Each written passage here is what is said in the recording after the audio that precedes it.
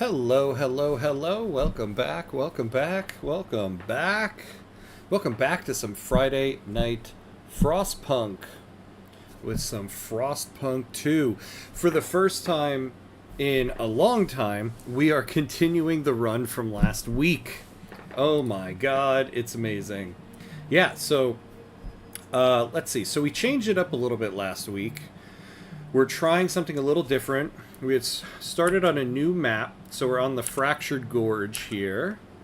We're trying to repopulate the Frostland, and we're doing the tail, the Depleted Cores.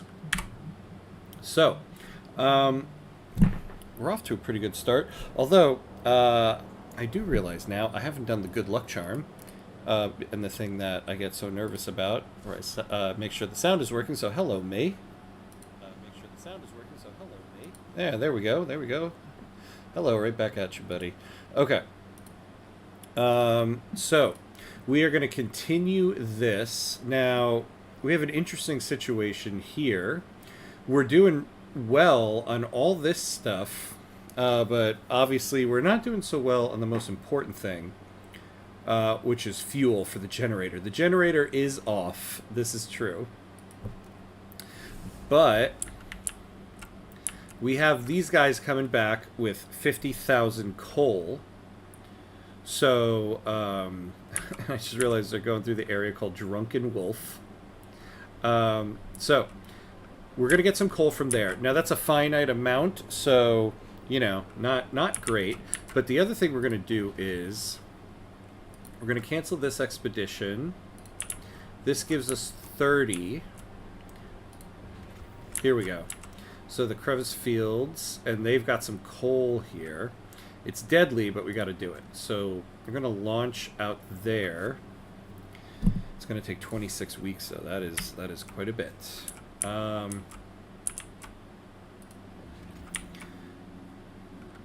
Is this on?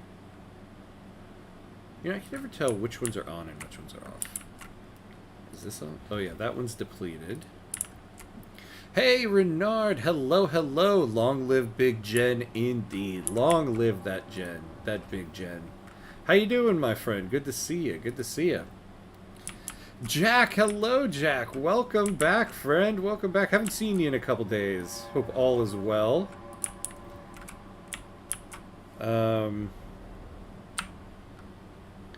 Let's see. Yeah, this is on, right? Oh, yeah. So, whoops. Okay. So we do that. We do that. Okay. So we're about to unpause here. We are continuing. So I just want to double check and make sure I know where everybody's going. Yeah, I couldn't attend the last few streams. Got a little busy. That's okay. That's okay. I appreciate you. I appreciate you. Was still around the Discord though. Yeah, I saw that. The good old Discord growing and growing. Oh, you reminded me. I haven't pinned the comment. Yeah, we have a Discord. So everybody, please join the Discord. You know what? This weekend, I'm going to look up the bot. I'm actually very well technically inclined. I'm just lazy. I haven't looked it up. Yeah, we're continuing. I mean, this might end in like this run. I mean, might end very quickly. We're on a knife's edge, but we also could very well continue. That's why I kind of want to keep it going, because I don't know how this one is going to go. The generator is off. Tension is rising. Right now we're kind of in a race where tension is rising because the generator's off. These guys are coming back with 50,000 coal, and we have an expedition team coming up here to find more coal. So, Nightbot. Oh, I feel like I've seen that around on streams. Yeah, okay, Nightbot. Renard, I'm both doing good and bad. Good because I made a new song I'm really happy with about Hey I in Love. Very cool, awesome. And bad because of all the trouble, to stay polite, in the country. Same with the UK. I mean, yeah, there is no shortage of that. Hence why we come here, right? Lord knows we know that the United States here is no better.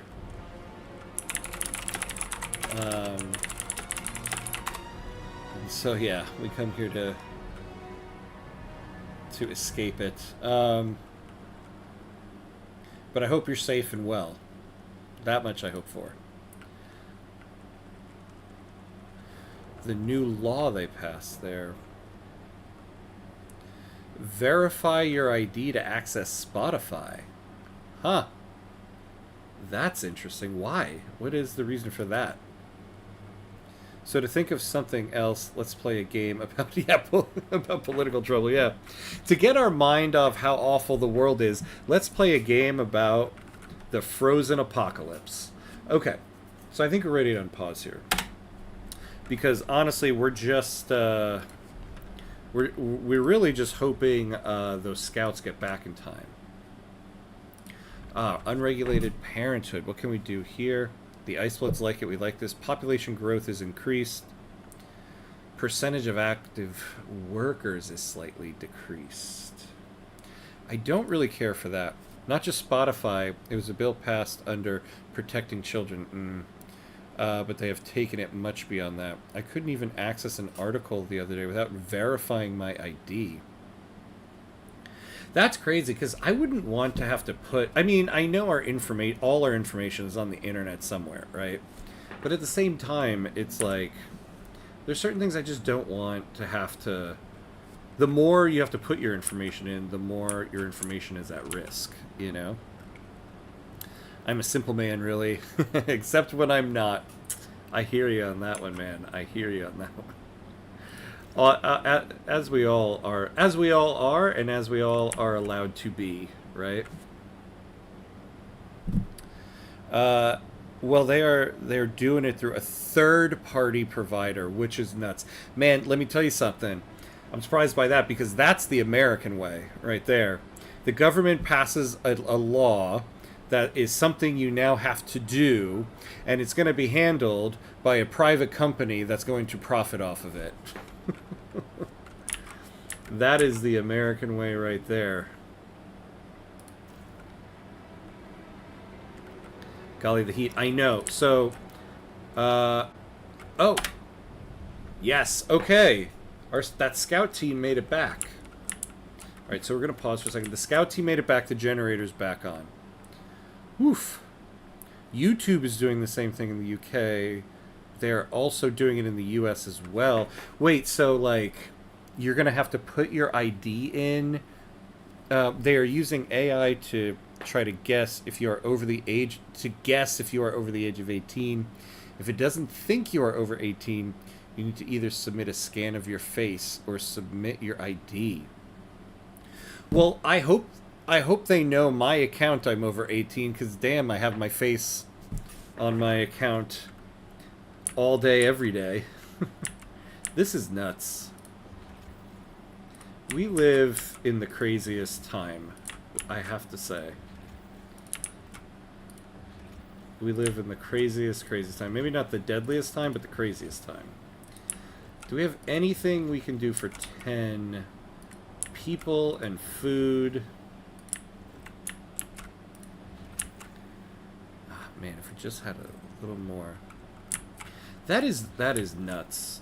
And that should not be. The problem is we're handing all of this stuff off to private companies.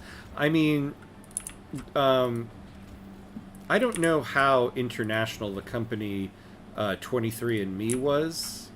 I don't know if it was in other countries, but if you guys know 23andMe, they were the ones you like sent your DNA to, and they gave you like, they did like Ancestry, but they also did medical stuff, and they'd say this is not a medical evaluation, but just to let you know things. And now the company's going under, and there's a lot of like unknowns about here, we'll launch an expedition here, what's going to happen with all that information.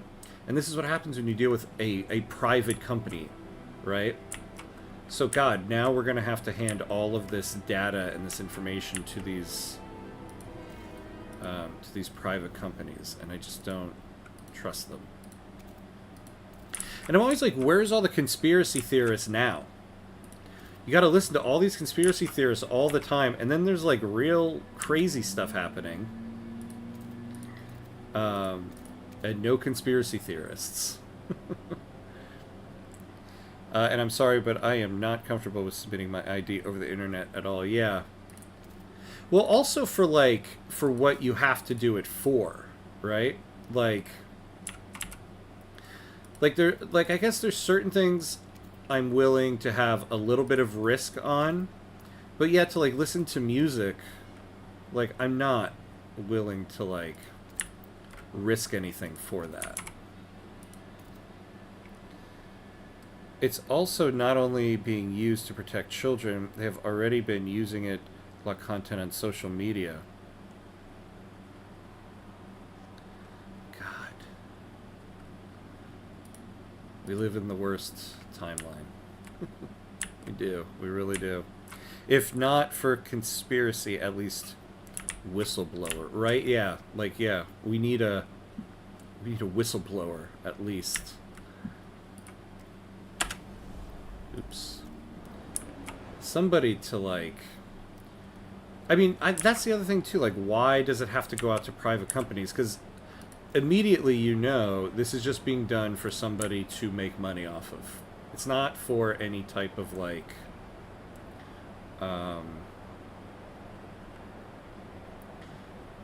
it's not for any type of what's the word I'm looking for? Reasons because oh, they just want to protect people. No, they want to make money off of it. That's what it's for. And that's not even a conspiracy theory. I've seen it myself today. I've seen multiple new posts today that I can't access due to local law. Oh my god. That's crazy to me how much control the government can have over things like social media. Here in the US when they blocked TikTok. I'm not much into TikTok. I'm not big on it. But the fact that they can just block a whole app is a little concerning. The Stewart in the voting chamber chat, are we cooked? Not yet. We're not cooked yet, but we might be. I think it's mainly due the government has more control over the internet. Yeah, they really do. Paradox Paragon, hello, hello, welcome, welcome. Hey man, a Swedish native here. Once again, great episodes on Victoria 3. Thank you. So tired of the other Hyperseed videos where everyone just wants to show how they broke the game. Yeah, I know what you mean, right? I'm not much into that type of thing either. The exploits and everything. And I do fully stand by, I truly believe one of the beauties of the game of Victoria 3 is that there's no right or wrong way to play the game. And I have a whole rant I can go on with that. So I have no problem with people min-maxing the game, but I'm not that much into it, So, yeah, I try to stay away from the whole min-maxing stuff either, because the game is about so many things, and people will show these massive GDPs, but then their standard of living is junk, right? Or they're one crisis away from total economic collapse and bankruptcy and stuff, and I'm yeah, that's not a sustainable economy. You're in massive debt. You might have a rich economy, but it's not sustainable, which scares me to say that because I'm realizing that's the United States right now. Massive debt, a lot of money in the economy, but man, one crisis and we're cooked. It's the one part of daily life that the government doesn't have that much control over.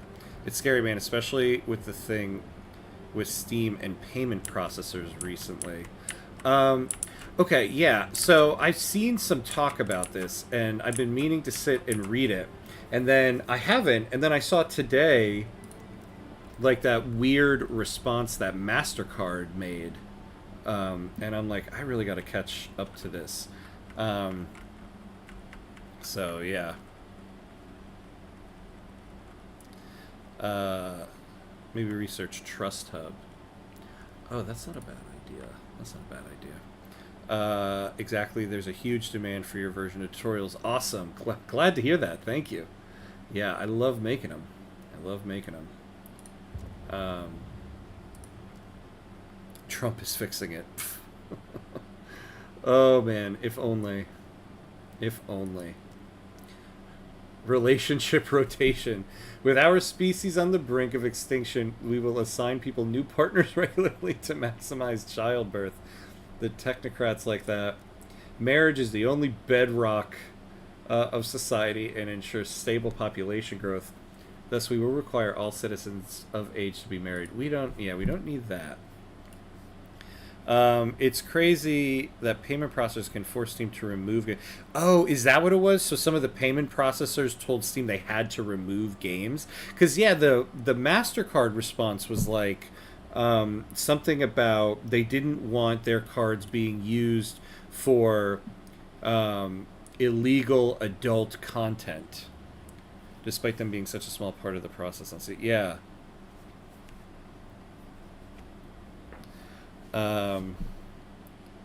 When I saw relationship rotation in the beta, I was like, oh yeah, okay, now it's effed up. Yeah. Right? Oh, you've reached your quota with your significant other. Time to move on. Sure enough, earlier administrations wasn't doing it. Yeah, sure enough. We haven't had an administration really do it in some time. But man, more harm has been done by some than others. All right, let me figure out what we're doing here. Honestly, we could use more. Well, actually, hold on. Oh yeah, we will redirect excess heat from our extraction district to neighboring districts and infrastructure to increase their temperatures. Yeah, this very well might be it. Extraction districts increase temperature level in neighboring districts. Yeah, we're gonna do this. Heat recycling. And it's not a radical research. Yeah, right? That's true. That wasn't listed as one of the radical ideas. Who knows? Who knows? There has been a huge blowback against the credit card situation. Yeah. That's crazy. Yeah, because the response from MasterCard made it sound like you're straight up buying like illegal porn related stuff on Steam. Because that's the thing, they said illegal adult content. Like, I was like, I mean, I highly doubt there's illegal, like, erotic stuff on Steam. I would be very surprised by that. So it's this game. So is this game better now? Heard it got some hate on release. It got a little bit of hate on release. I think it's mainly because it's such a very different game from the first Frostpunk. It continues the lore and the story wonderfully. But the game itself, the mechanics, the gameplay is very different. So I think people went into it, even myself a little bit. I didn't hate the game, but I went into it thinking, oh, Frostpunk 1, and it's not. So I think a lot of people were just, taken off guard by that and walked away from it. But the game is actually wonderful when you stick with it. So it's a great game on its own right, but also continues the story and the lore from the first game wonderfully. Stuart, the technocrats have decided to protest your rule. Oh God, of all things, come on, people, we're about to die. This city is changing, and for the worse. We present this list of demands, tend to them, and we will disperse, said one of their leaders. But if you refuse to change course on those, let us create a society that can give its all to the city. They will keep protesting until you respect their demand, further their vision of the city, or force them to disperse. So what do they want?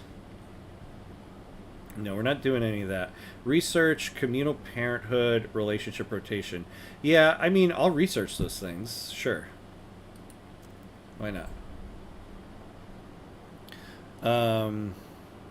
Not to mention the UK government has been pushing for a backdoor to the internet for a while now. Something Apple is suing them for. Yeah.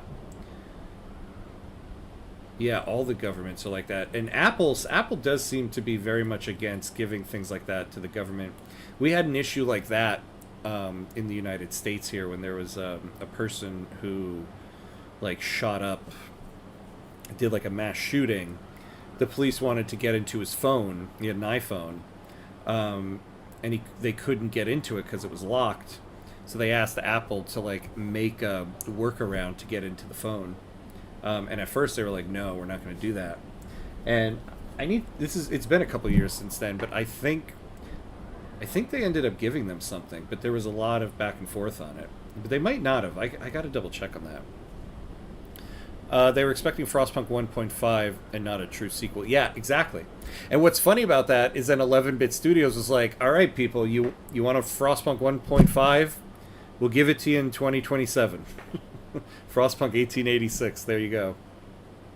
What they said was that older Frostpunk mechanics that was good was removed in this one. It felt simpler. Yeah, so it's basically, here it is in a nutshell, right? Where Frostpunk 1 was building this, right? Here's a generator, you build your city around it. Now they expanded the world. This is now a central district, and you're building districts around it. And so the first game was this very close, intimate thing in just right here, and now they pulled the lens back, and they're doing this. So this is more of like a city builder with districts, as opposed to, I guess, Frostpunk 1, you'd classify as like a colony builder, right?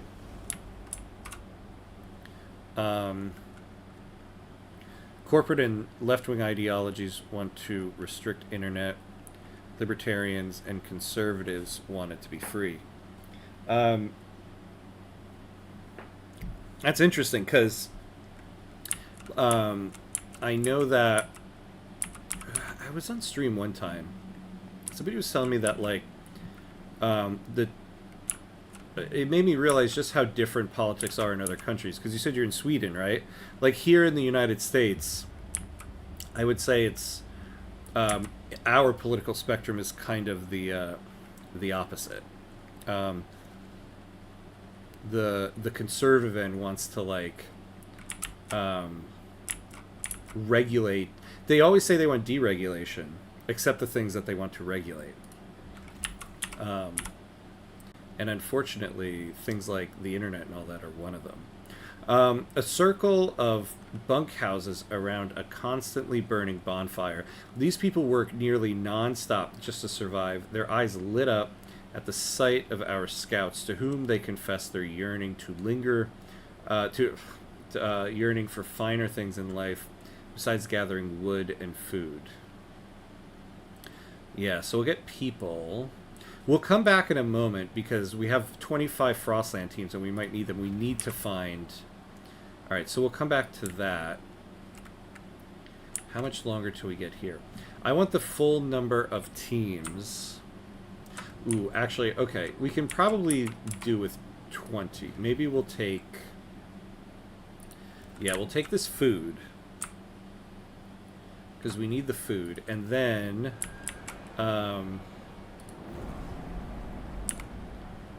Citizens, our researchers have completed their... Conservatism is, of course, a static ideology. The question is how a political party implements it. Yep, exactly. Because I'll tell you right now, here in the United States, the two-party system has always broken down this way, and it still breaks down this way. The idea in the United States of the amount of rights that go to the federal government and the amount of rights that stay with the states. Since we have kind of like our government, I would say, is more... All right, hold on. I'll finish that in a second. We're about to die here. I think we're cooked here, everybody. I could not get these teams to this place to get that coal. I don't know what we can do to slow this down. Oh, the heat recycling. Okay. So let's vote on this. All right, so it's opened up to Twitch. Anybody on Twitch who wants to vote, now's your chance. We do want to get this passed. So, let's go to the Foragers.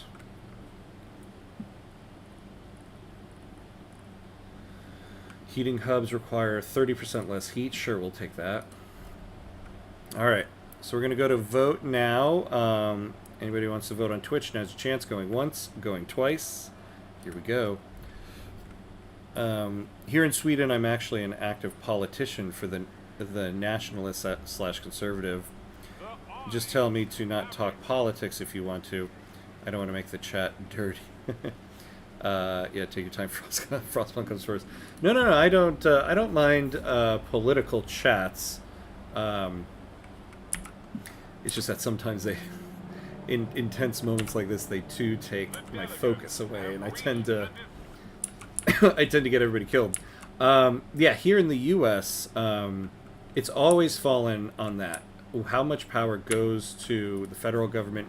How much power goes to the states? Conservative parties have always fallen on the sides of more power to the local state governments. Liberal sides have always fallen on the side of the larger federal government. Okay. Yes. Get us this. Oh my god, of course.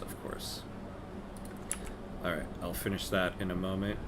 If we can get this, we might save this run.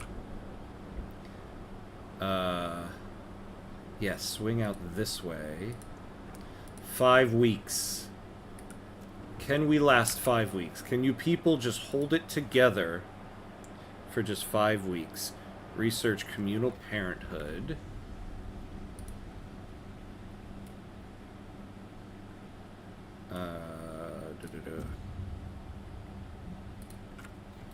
Alright, research it.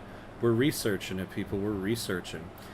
Boiling tension. Stuart, tensions have risen to a fever pitch and threaten to tear the city apart. Angry mobs swarm the streets, and the city descends into a violent free-for-all. The people have lost faith that your rule can solve the many problems that plague us. The city spirals into chaos. If we do not calm tension soon and restore order, this will be the end. So yeah, and so basically, there's many times where the Republican right-wing party are like, normally where they're always calling for states' rights, are like working towards policies that give more power to the federal government for the things they want, especially under Trump's first administration. And then in response, the Democratic Party, which is supposed to be the left-wing party, but not recently, start enacting these things to consolidate party into the power into states. So yeah, like you said, it's a question of how the political parties implement it. It never actually falls onto the actual party platforms. Oh, I missed the empire where the country was led correctly. Yeah, well said. In the end, isn't that the truth? Has there ever been one? God. Stuart, the technocrats' protests have spread to another district. Some of their more radical members use the opportunity to sack the local salvaging factory. We never wanted this, screamed the angry crowd, and yet the Stuart had it built with our resources and our labor. Set on fire amidst cries of joy, the salvaging factory soon collapsed. Oh my god, people. In the U.S., you're such large parties, they work almost like a machine that cannot be stopped. And your conservatives are very religious-based. It weighs heavy on the Republican Party. Exactly. The religious end of the Republican Party has definitely kind of hijacked that party as of late.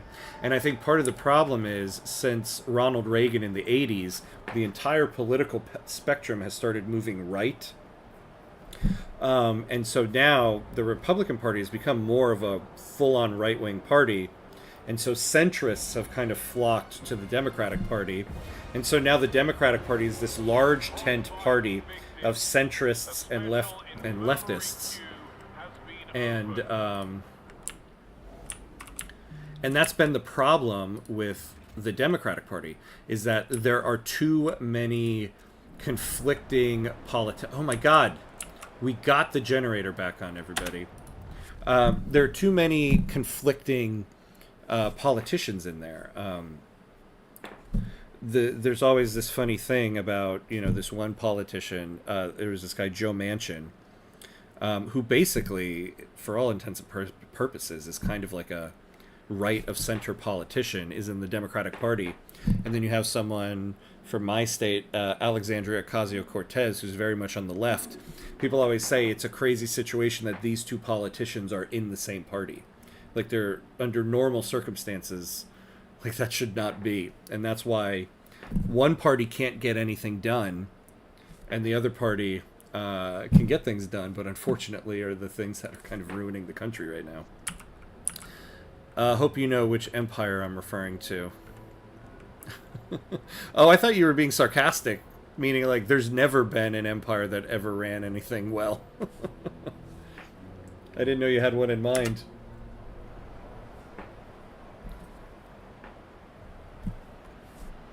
The empire of the beavers in Timberborn. Maybe that one ran things well after humanity died and the world was taken over by the beavers. Okay. So we're gaining coal. But we have to find more. We've gotten a life... Oh, yes. Launch an expedition. And all this, too, while we have a whiteout coming. But we've gotten another little lifeline. We don't... Okay, we need people. So, we know where we can find some. Where was that group? Were they over here? Yeah. Take them in. And then 10. We had some places that had 10. Yeah, go there. You can find us some more food. Lord knows we'll need it. Napoleon. Oh, man. I don't know so much about that, Renard. Where things run correctly. I guess, I mean, it depends on which side you are on, I suppose. I don't know if there's ever been a human civilization that was truly run properly and correctly. Okay, communal parenthood. Relationship rotation.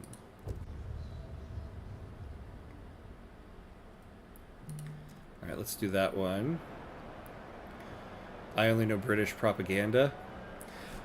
I mean, he started a lot of violent, bloody wars. He tried to... I mean, he was called an emperor for a reason, right?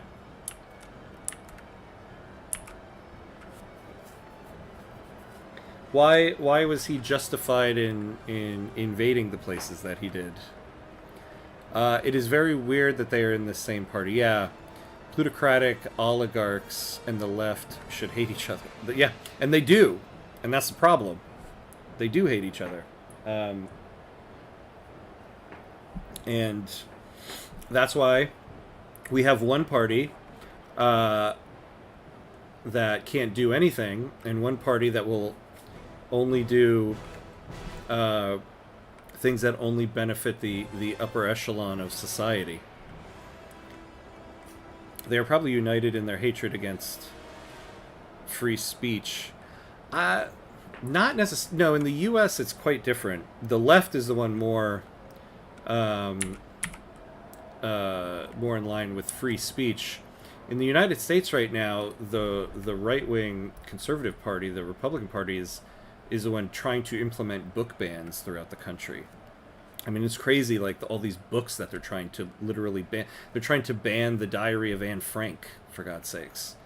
I mean, literally right now, in the state of Florida, which is a heavy Republican state, if you even mention, as in public schools or in any educational institution, if you mention the word gay, you get fired on the spot. Like, that's controlling speech right there.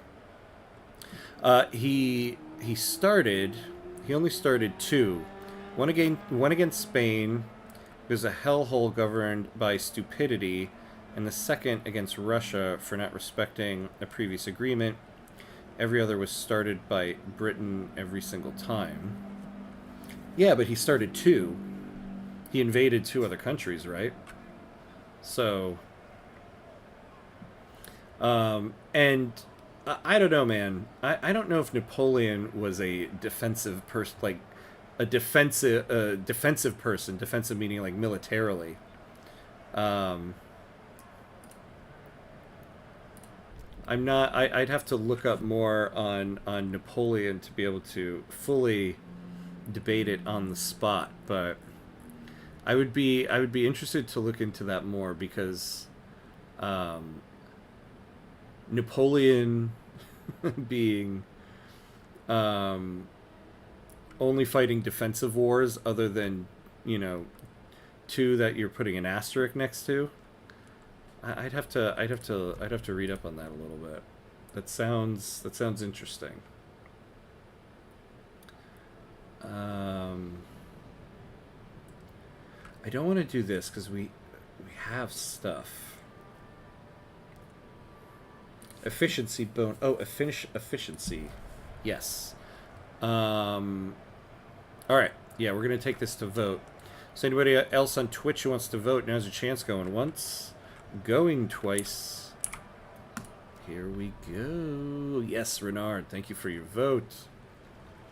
Probably a pendulum that swings a bit hard to the right down the beginning because of all the wokeness, which was extreme on the left side. I mean, people use this word woke, right? What does this word mean? I always want to ask people this. What does this word mean to you? I mean like the royal you. But if you want to go ahead and define it too, that's fine. Because people have started to use that term as a hollow boogeyman, like wokeness. What is wokeness? Acknowledging that there are other people that exist? I don't know. Like when people talk about being anti-woke, at least here in the United States, it usually just equates to, like taking rights away from people. At least in the U.S., that's what it tends to be about. Whenever anybody is like, hey, maybe we should have respect for someone, people are like, that's too woke. Like, when does it become bad to have respect for somebody? Or to not consider somebody, the other? But again, that's here. I don't know how it translates everywhere else. Because I do know enough to know that the politics here in the U.S. is not the politics everywhere else. Ah, we got people. We got people. So we can finally house people. We have districts here. Okay. We've got people housed. Man, we are... I think though all of this I'm doing here is kind of moot. I think we're kind of cooked when this storm hits us.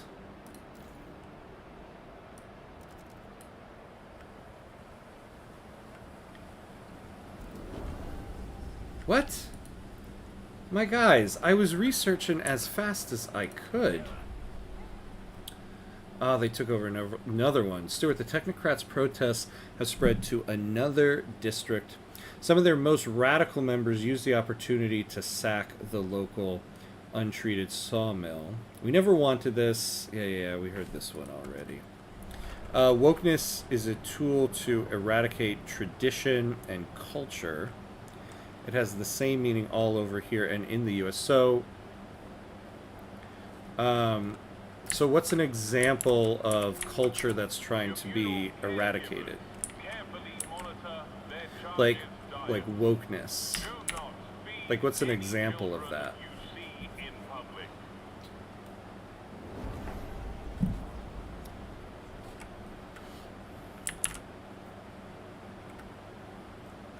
Almost every war was defending, and almost in every one he was undermanned and kept winning. He never wanted war, he wanted peace. He sent countless peace offerings because war was not helping him to settle correctly his new dynasty and develop the country. It angers me to see people still looking at him and treating him like a tyrannical dictator when he was not.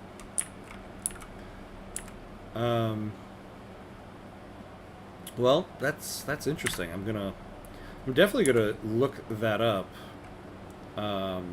Maybe do a little bit of reading on Napoleon, because yeah, I'll be honest, I haven't I haven't looked into Napoleon in God, I don't know when. Probably not since I was in school.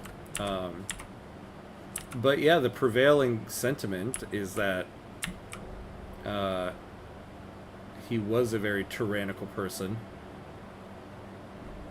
But when you say that, you mentioned that there's only one civilization run properly. What was it? Let me scroll up here. A country that was led correctly. What does that mean? Like, what did he do? How was the country being led correctly as opposed to previous times?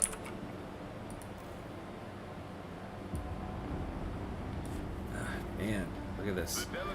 A nation's culture of values that are the base of all laws being enacted, the way of living in that very nation. But aren't the people that are being accused of wokeness also part of that nation? So when there we go, thrown out of office.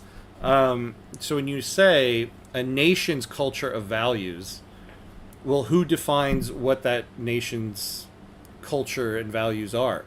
Why doesn't it include all the people of that country?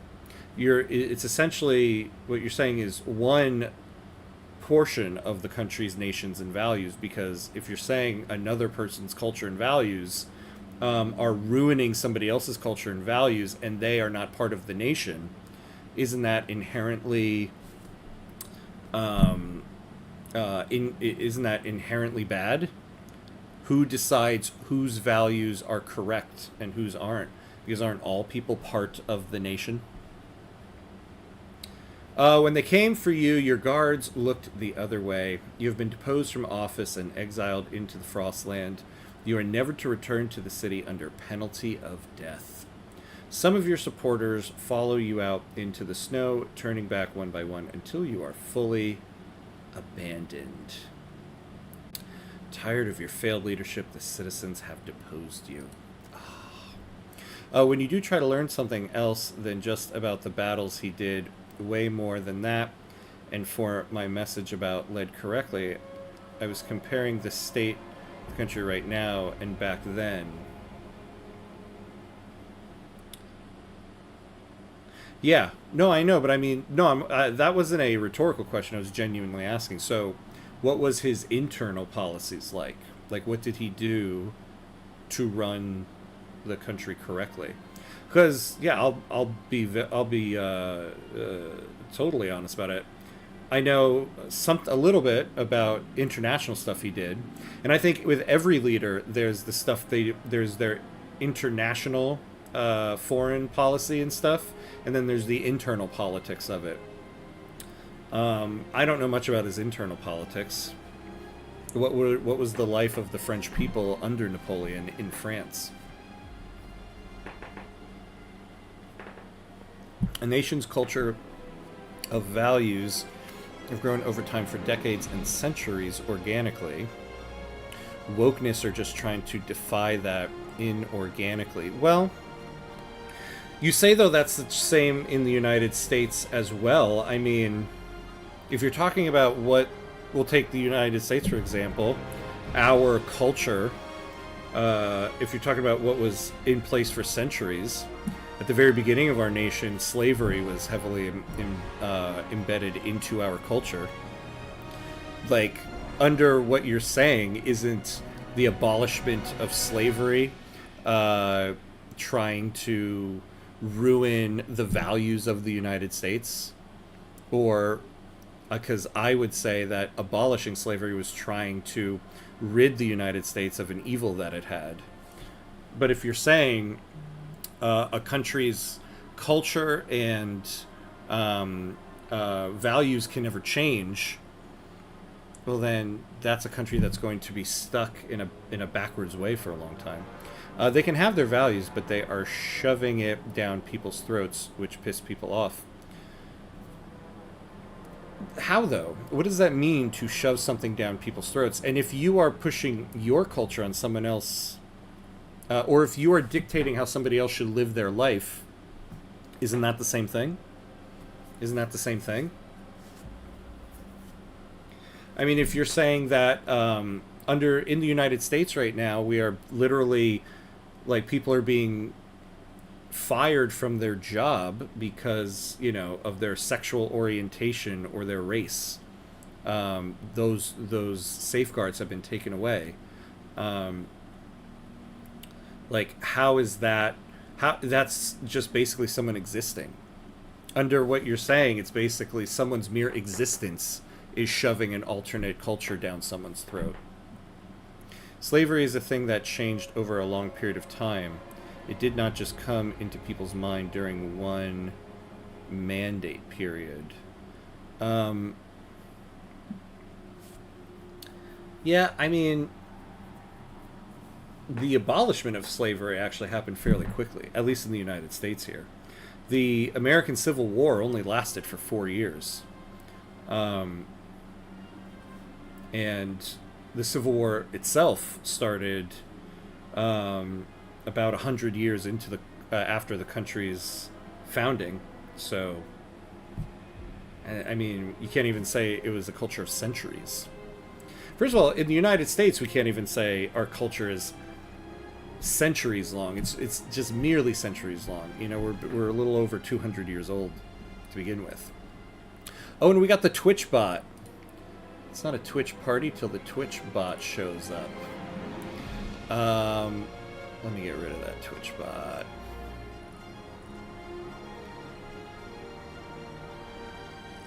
Oh, where'd it go? I don't see it. Oh.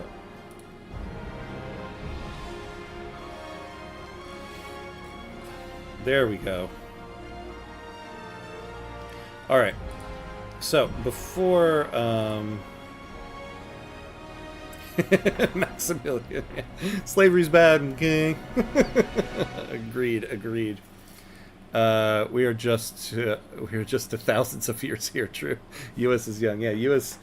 is very young. Man, when you I think sometimes people lose sight of that. Okay, we're about to get hit by Twitch ads because we are just about at an hour. Normally I go at the hour. We're a couple minutes early, but we're about to restart the run. So now is probably a good time. So I'm going to take a quick break, just a quick bathroom break, refill my drink, and then we're coming back and we're starting a new run. Man, we continued from last week. It wasn't meant to be. But this time will be different. All right, be right back.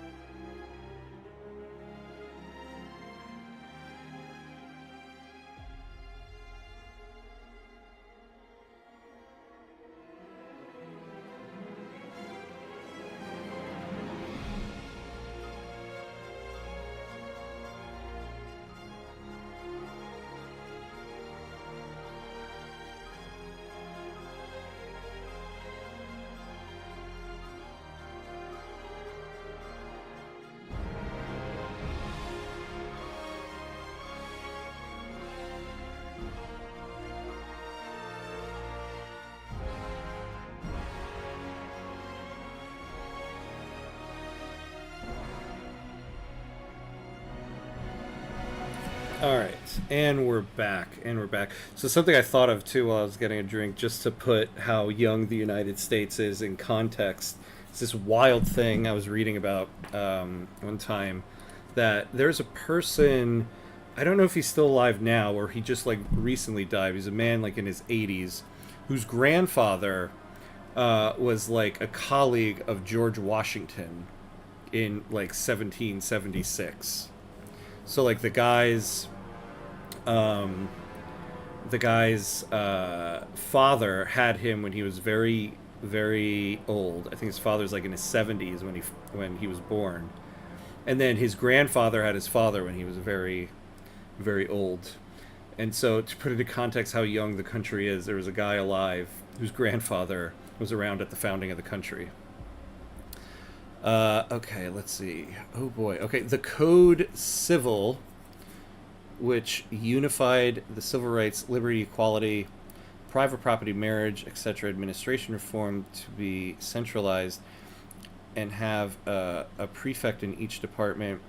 Department as in a region. Judges better trained. He created public high school and the baccalaureate. The Bank of France developed Paris with the Arc de Triomphe, renovated roads, bridges, obviously built military schools since he was always being attacked. Had a proto Louvre with the Museum Central des Arts. Okay. So built a bunch of cultural stuff, and I guess and a lot of other things.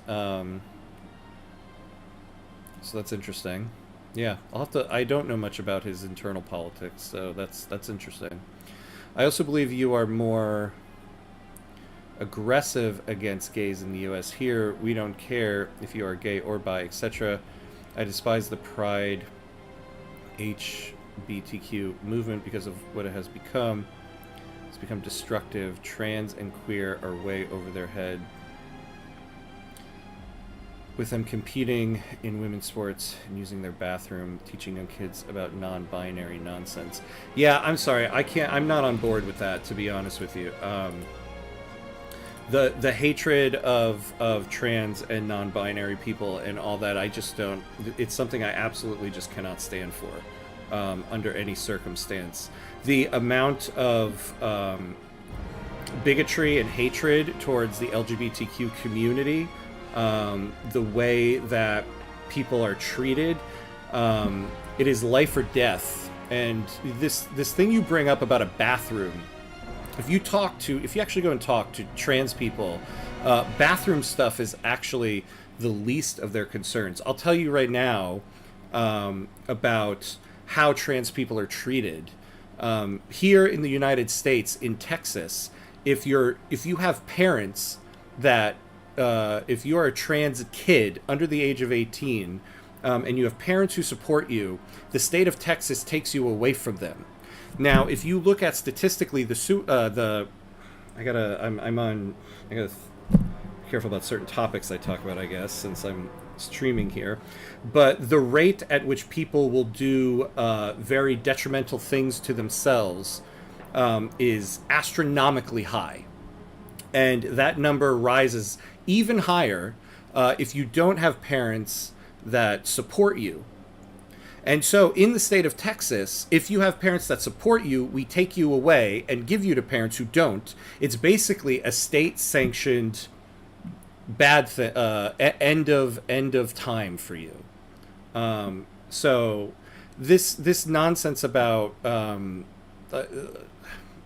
sorry, I don't mean to say nonsense. This idea that the biggest issue in the trans community is sports and bathrooms, I think you need to talk to more people within the community and learn about their life, because the actual rate at which ending harm is done to them, I'm trying to not use certain terms here because I'm on a monetized service, but is astronomical.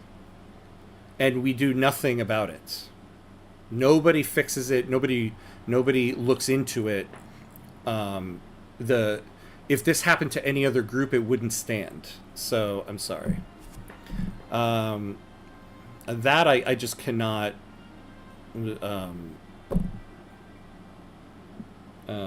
stand for. All right.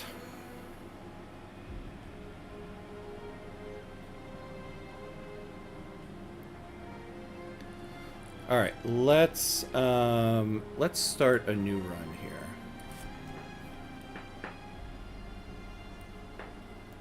Let's start a new run. I think we're going to try to, you know, we haven't done one where we don't use a tail in a long time. And so,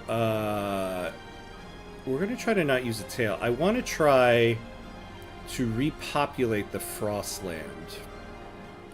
Let's use a map we haven't used.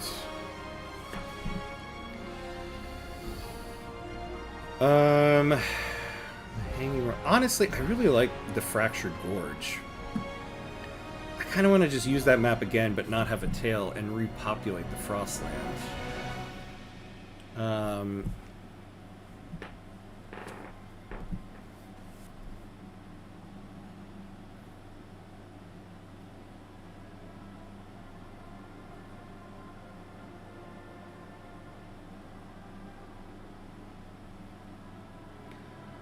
Yeah, I mean, the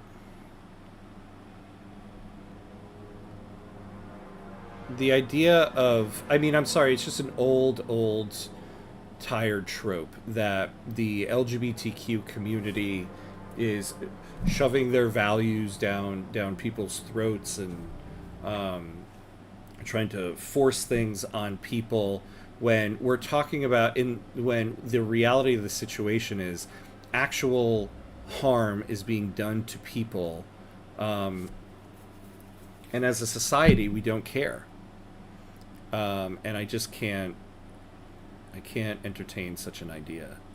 All right, that's what we're gonna do. Let's do Fractured Gorge here. We're gonna do Stewart. We're going to repopulate the Frostland. We're going to try to not do a tail for this one. Why not? Because that adds in a second level of difficulty here. So let's see. Who are we going to lean into on this one? Who are we going to lean into on this one?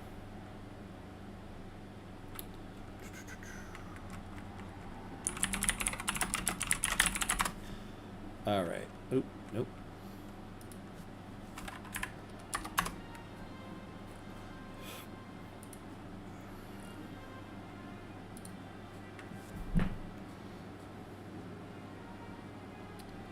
Yeah, I'm trying to keep up with the chat here, but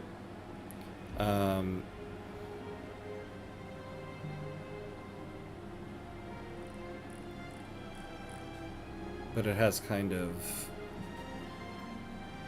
gotten to a topic and rhetoric I am highly, I'll just be honest with you, I'm highly against. All right.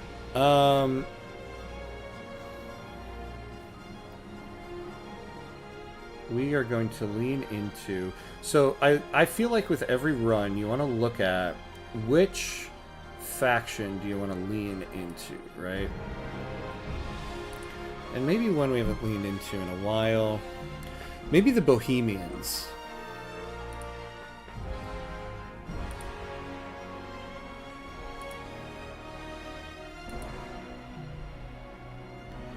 Maybe the Venturers. Community action. The Venturers will hire... no...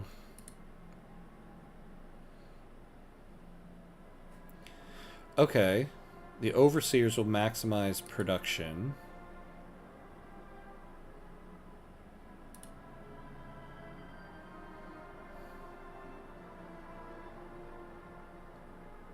Let's try to lean into the Bohemians. So we need adaptation, equality, and reason. And so who would we want to lean into here? Adaptation, equality, reason, the Thinkers. Yeah, so maybe we'll do the Thinkers and Lords here. Alright, let's start this off.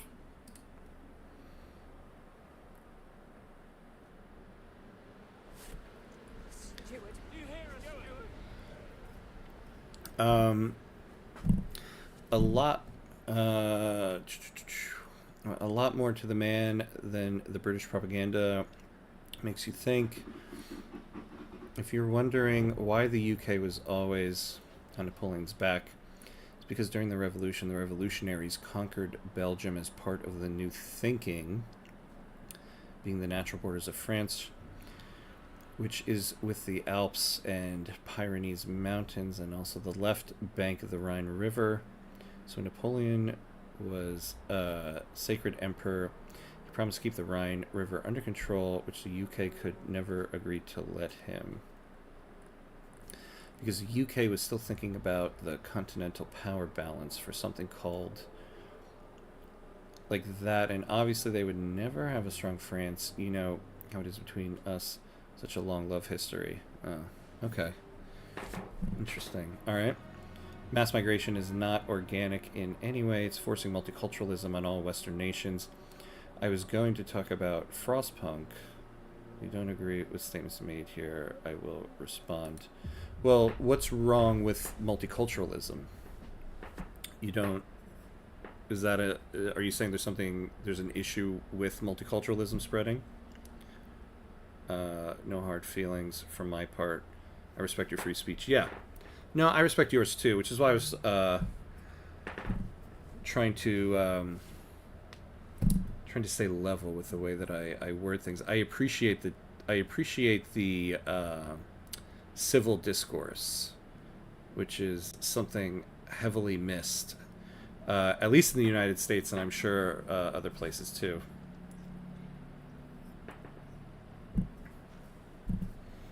No, I'm not angry. It's just a long, multi-layered topic, I guess I would say. And so, hard to do, I guess, through chat and speech, I guess we'll say.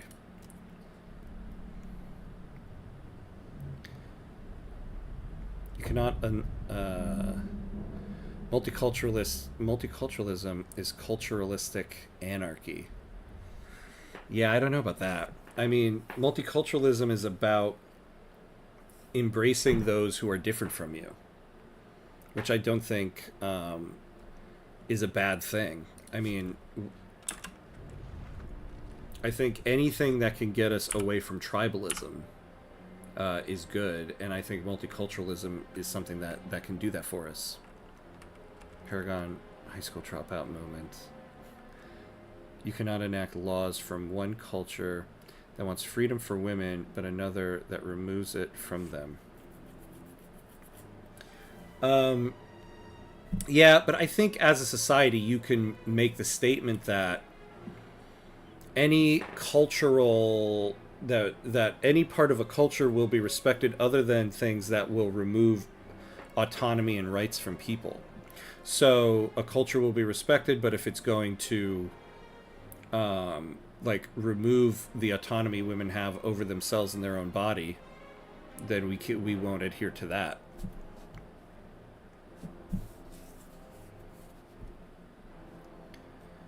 Okay. So let's start doing some frost breaking. Let's do some frost breaking. Okay. We're gonna want to get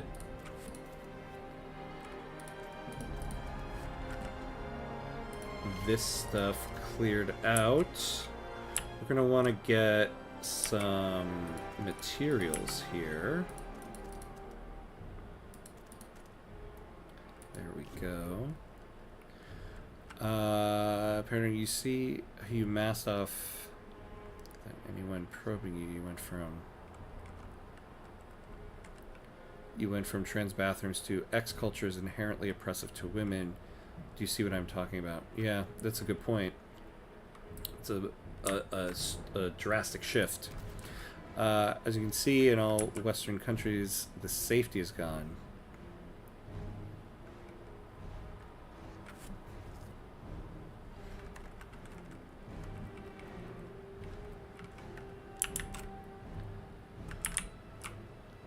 Alright, let's see here. So where do we want to go out to here? Oh, you know, okay. I want to frost break out to here so that we can clear out this section, so we can create a lot of good housing there.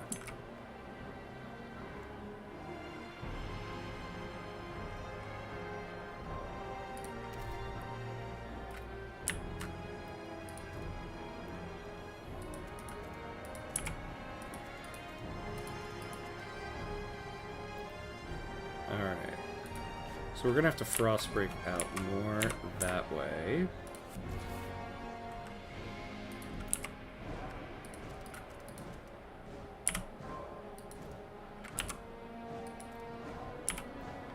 Alright, and then 3 more there.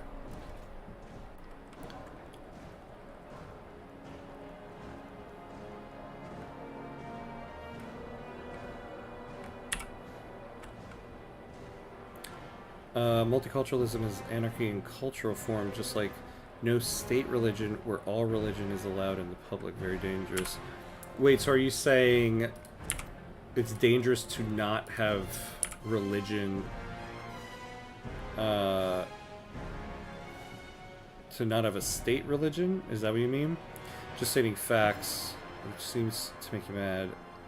Left values does not respond well with reality. Yeah, but see, the thing is, Paragon, is that, and this is part of the problem with a lot of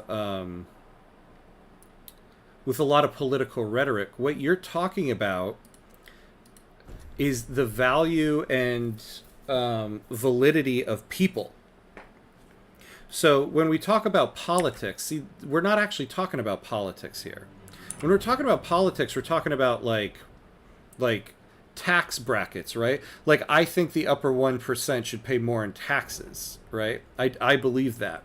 Now, if you want to make a case for, I don't believe, I think they're being, if you want to say, I think they're paying enough in taxes and that's not right, then you can have a debate about that.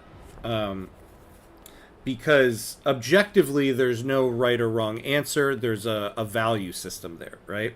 But what you're talking about are the value of people. You're saying like multiculturalism is bad. The LGBTQ community, there's something inherently evil and bad about it, and that's not a political point of view. That is a point of view on what people are valid and what people aren't, and that just can't be stood for. And I think that's the thing that we need to start differentiating. You can have political opinions, but when your opinions start getting into the validity of people and cultures, which is basically just larger groups of people, that's not a political point of view. That's a point of view about people.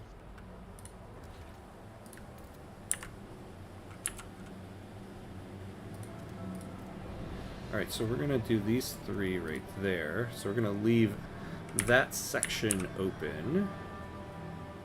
Do that 1, 2, 3 right there. Yeah. Although, hold on. No. I'm doing, yeah, I don't want to do that. I forgot. I want to go out this way and get to the food district. What is happening in Europe and the West? We live at the pinnacle of our civilization. Every country in the world has adopted our legal system, our dress code, even our family language. Oh, hey, Joe. Hello. Welcome in. It's pretty cool seeing our president play Victoria 3 in real life. He said, I'm slapping 10 tariffs. Yeah. If they used it to produce more construction sectors in the USA, we could have the money machine go burr. Yeah, excellent, right? Man, I have to say, when I was reading all of the dev diaries about the new, like, trade system in Victoria 3, I was like, oh my god, the like Victoria 3 Reddit is going to go to town on Trump stuff when it comes to all the new tariff system in the game. He really is he I think he could benefit from learning the mechanics of Victoria 3, because he would learn how bad tariffs are, and it doesn't generate that much money for you.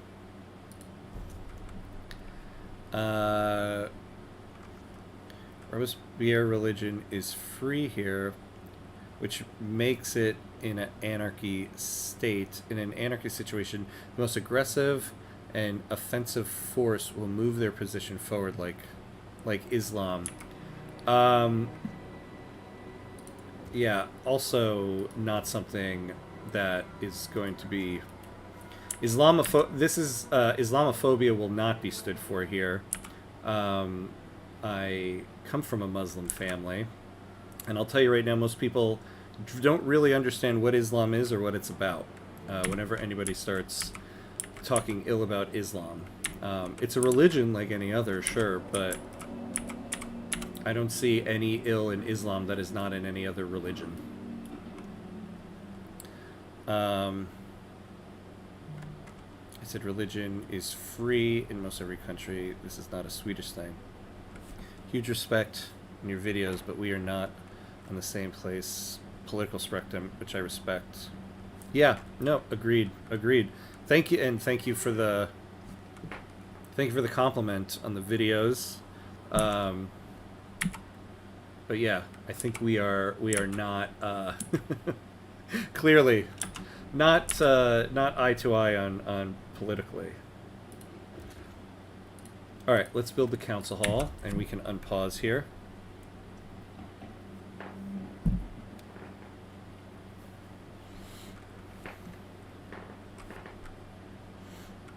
We can make so much money as a nation if we exploited other countries like in Vic 3. I mean, China is doing it in real life with foreign investment rights, sort of. Oh man, thank God the real world isn't like all of people's strategies in Victoria 3. Poor South Africa. It would just be like 18 countries all trying to invade them. Every Victoria 3 strategy starts with invade Transvaal.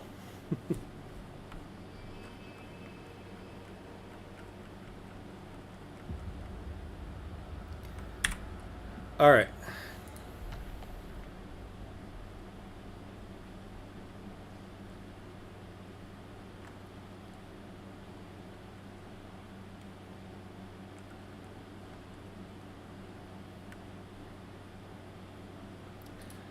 All right. So we're going to start with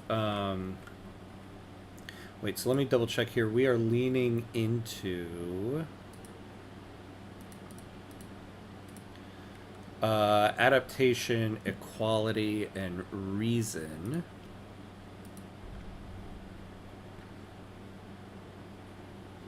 Okay, could do free essentials.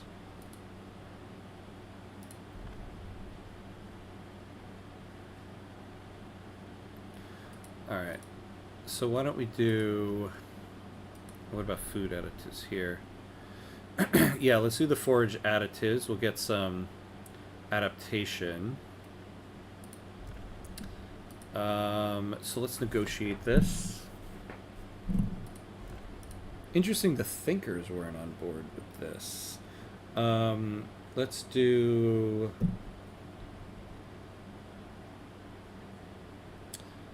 Yeah. Let's do harvesting funerals. Alright. Alright, so we're going to take this to vote. Anybody on Twitch who wants to vote now has a chance. Going once, going twice. Let's go.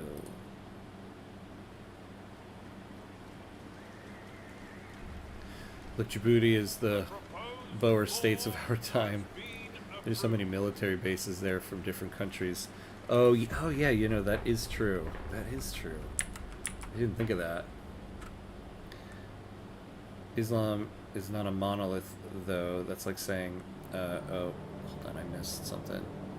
Nobody said that. Can we just cut to the part where you claim the Chos are behind all this, and that we should take the Fourth Reich or something so I can block you and move on. I think you got my point, got mad, and tried to illegitimize my opinion with your arrogance. Islam is not a monolith, though. That's like saying all. Say time.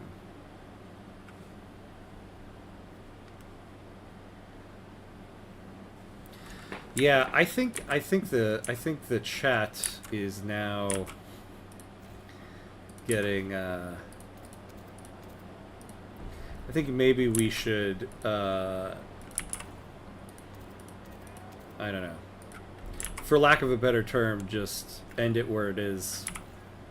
Clearly, we're not going to get anywhere constructive with this.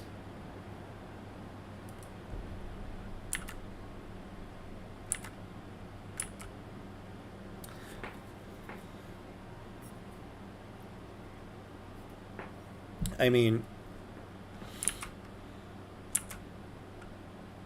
clearly there is a nationalistic point of view and a not nationalistic in a non-nationalistic point of view, and I think I guess, and I would say Maximilian fall on the side of not nationalistic. I'm not a big fan of nationalism to begin with, and so I think that is part of the problem here, that there's some core values at clash as opposed to the specific policies and enactments. I think we have an issue between core values here.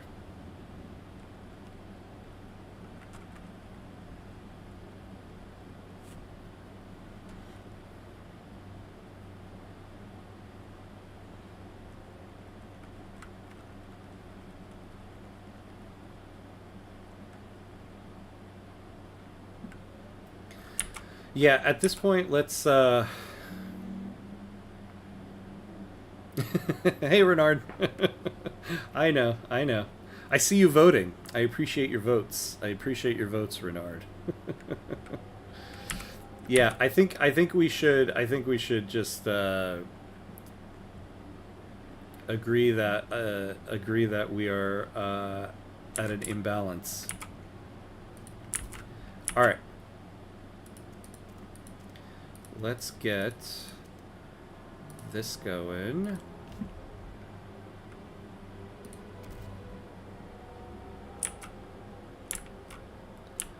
And let's get a couple more here.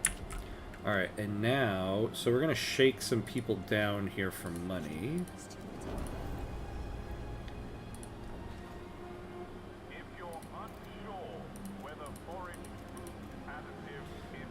So we're gonna, yeah, we'll do this. This district will be like this, and then we'll expand it so that it's touching the housing district as much as possible. Yeah, I just said one thing about the topic above it, but yeah, let's just keep it to the game from now on. Yeah, guys, let's just keep it to the game at this point. Because now chat has been flying by with non-Frostpunk stuff for a while.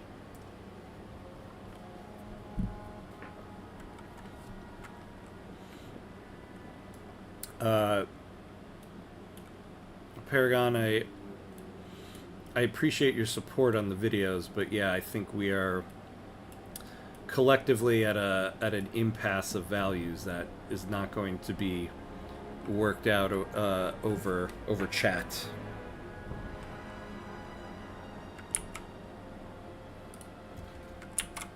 All right, let's get. Oh, we need to get prefabs. I almost forgot, and I want to get these.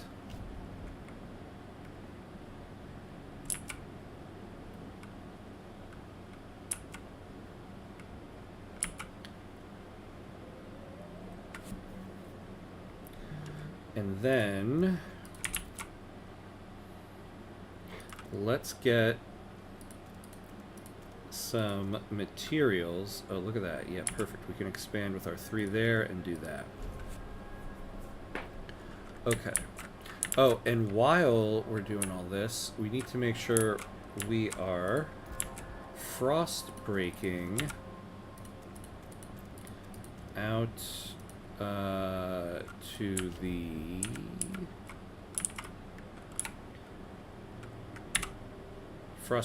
the frostland there.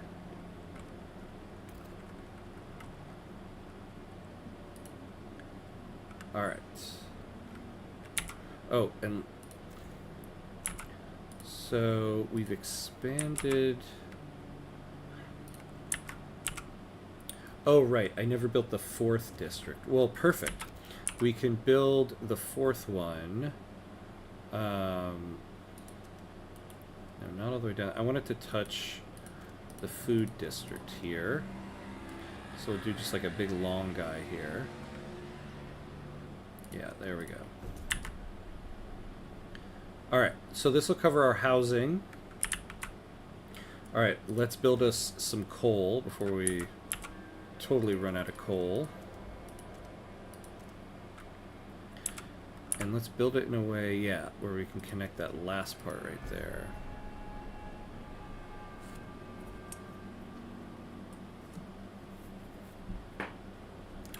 Oh, alright. What will we enact? Oh, well, we made a promise about funerals. Yeah, so we'll do harvesting funerals. Oh, and we're actually heavily supported on this. So I think we're just going to take this one to vote. Yeah, so we're going to just go ahead with this one. So, anybody out there on Twitch who wants to vote, now's your chance. Going once, going twice. Here we go. Renard, thank you for your vote. Thank you for your vote, as always. As always. The eyes have it. All right.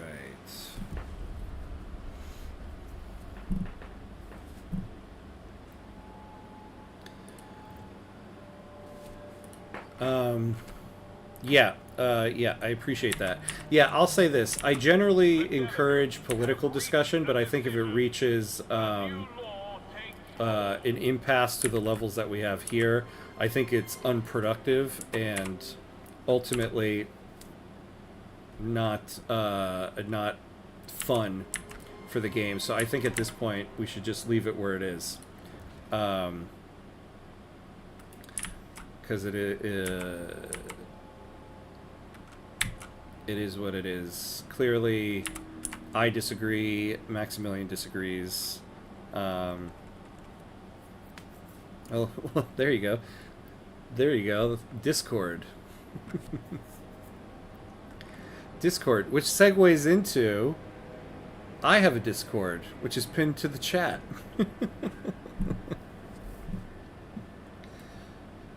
Yeah.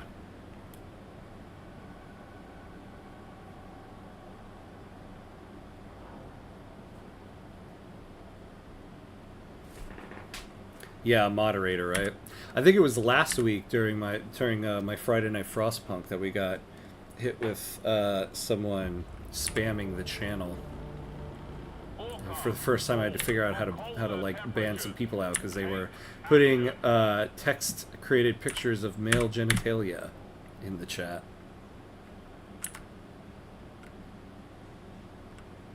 And look at that! In the end, a connection was made for Discord.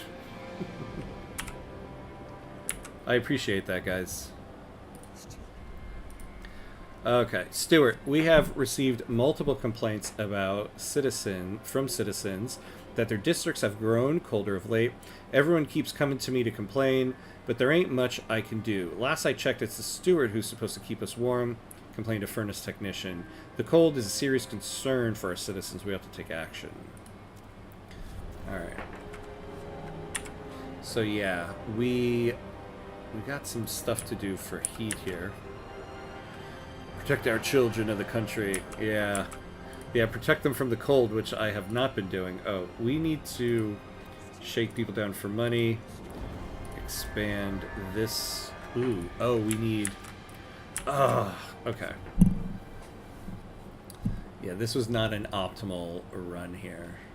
Not like I'm a moderator for 2 channels and was for a third until I left for personal reasons. Oh, word! I did not know that. Interesting. Oh, that's very cool. It's gotta be tough though. It's gotta be tough having to moderate the channel. Damn. Okay.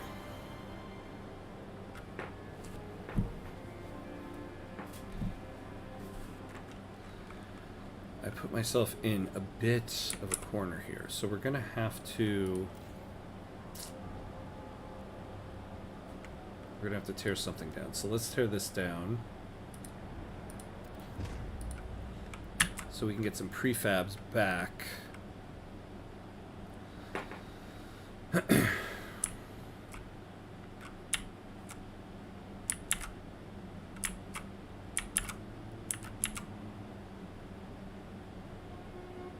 Terminal patients are encouraged to maintain a healthy diet. Chances of a successful transplant. Oh no, it's not because I do it for small channels. Not more than around 10 viewers. Pretty chill. Oh, okay. Doesn't mean I can't throw the hammer of justice upon them, though. Oh, nice. Good. It sounds a lot more manageable, because, yeah, having to, like, moderate something of, like, tons of people sounds like that would be an intense undertaking. I would not envy you that. Okay. Oh my God. We'll consider the steward's agenda. Let's see. So we need more prefabs here. Okay, we're gonna have to do. So I've kind of handicapped myself at the beginning here. We're gonna have to do the community service action. This one here.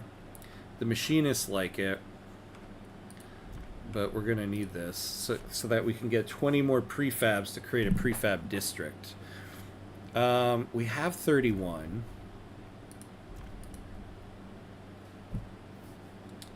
But I want to make sure it doesn't fail. So yeah, enact mandatory school. We can do that. All right. So anybody else on Twitch who wants to vote? Now's your chance. Going once, going twice. Here we go. So here's my proposition for you to be the new 3rd channel. I moderate, take it, or double it and pass it to the next one. Wait, no, that's not it. Yeah. No, I mean, I think it's okay. Generally, most times it hasn't, I haven't needed anything more than the like, bot moderation. Tonight was unique because I kind of invited it, to be honest. I said, yeah, we can talk politics. And to be fair, they ended it when I asked, so I think it's fine. We machinists had high hopes for Aerith. Lots of us thought this district was the place. Thought we'd carve ourselves out a home. Now we don't think about much save, keep warm. Not sure why it's so cold. If the steward's being stingy with us, or there just ain't enough heat to go around. Whatever the trouble, it's leadership's job to fix it. And they won't hear a kind word out of us till that happens. Aerith, where the machinists, our key presence is cold. Yeah, although it's more on YouTube that stuff happens, and I've never done it on YouTube as of yet. Yeah, like our chat today was that. Anyway, what's my opinion on AI?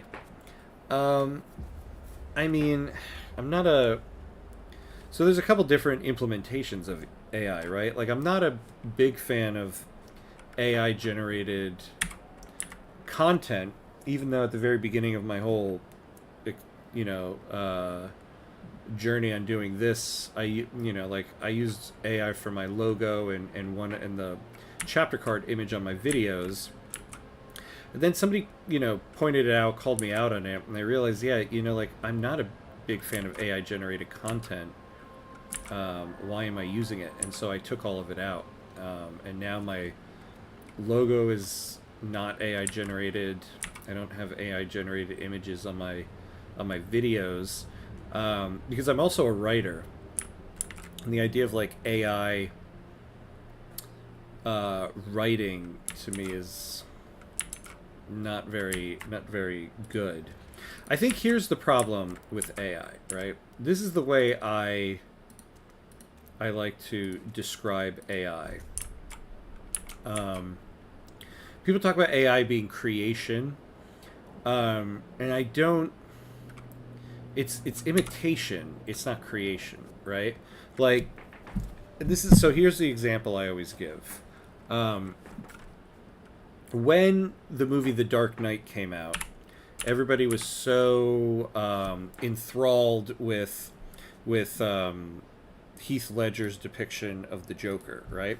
And I think we've all had that experience where somebody was like, "Oh, I can do a good Joker impression, right? I can do a good Joker impression," and then you see their impression, and they're basically just imitating what Heath Ledger did. And I had a couple situations like that, and one always sticks out of my mind. This person, he wanted to be an actor but didn't want to ever do any acting training or anything like that. He was like, "Oh, I could do a good Joker." I'm like, "Let me hear it. Let me see it." It was awful. And it was also him just trying to recreate what Heath Ledger did. But what people don't realize, maybe this is from my background in theater, that there's a whole process that Heath Ledger and any actor goes through to get to the point of creation. They start from zero. And it's true, yeah, they use what people did before them as inspiration and things like that. But there's a lot of failures that he made along the way before he found what that character was. And so to me, the difference between like AI writing and an actual human being writing something is the AI is mimicking what somebody else did.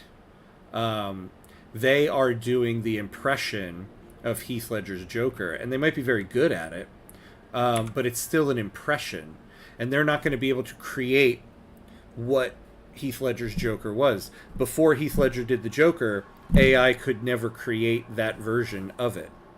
So that's kind of my take on AI. I mean, I think it can be a useful tool, you know, to summarize things. If there's a big, long document of writing and you don't have time to go through it, and you're like, I just need the notes on this. Can you summarize this for me?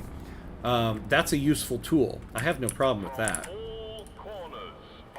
But if we're using AI to create content, I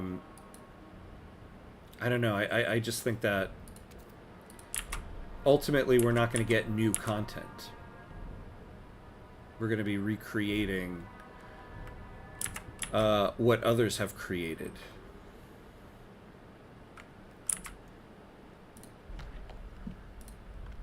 So that's kind of my take on AI. I don't hate AI. I don't think it creates good things. I think it's a good tool, like anything.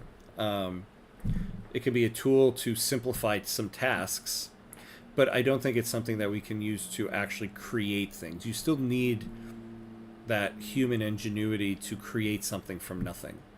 AI, maybe that's what it is. Maybe that's the way to describe it. AI doesn't create something from nothing. It piecemeals things together to create an imitation of something. All right, mandatory school. The world is divided very close to 50-50 about AI. One side scared it would take over, and the other not scared at all. As for me, I'm on the not scared at all side of simple reasons, which, like I said at the beginning of the stream, I've done quite my research about learning not form of AI, but the substance that resides deep within. How does it see? How does it sense music? Can it even? If so, is it the vibrations, the sound? How does it look like when it's called upon? The notifications, etc. Yeah, I mean, I'm not worried about AI taking over the world. I mean, that's the thing too about AI, is that people think it's this kind of like, oh, Renard, A2 Brute, A2. Oh man, okay.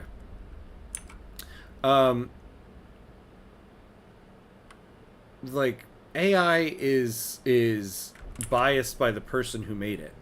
it's not its own entity, its own existence. Like I think about I'll give you this example. I think about my kids. I absolutely love the sport of soccer. I watch it all the time. It is always on the TV in my house. And my kids, maybe because I have it on all the time, don't care for it. They don't want to watch it with me because it's always on. And so they, I created those people, but they have their own autonomy, their own life, their own thought process. They have their own likes, their own dislikes, right? Even at this young age that they have. Whereas AI is very much created and or very much what's the word I'm looking for? Beholden to its creator and the views and biases of its creator. And a person you can influence, but ultimately they do have autonomy. And an AI mimics autonomy, but that means it doesn't actually have autonomy. Cindy's pa went and got her a governess. Like she's gonna be a duchess or something. Not on our watch. We roughed her up all right. Ferguson's boys will learn this too. If they're trying to wife us again tonight, we'll put razors and say we'll cut out their eyes. It'll be good fun. But what we want is a proper rumble. Short blades only. Come on, who wants to play? So we need a law regulating childhood. And so in my research, I've obviously looked at the emotions, more precisely love. What is love for an entity incapable of feeling?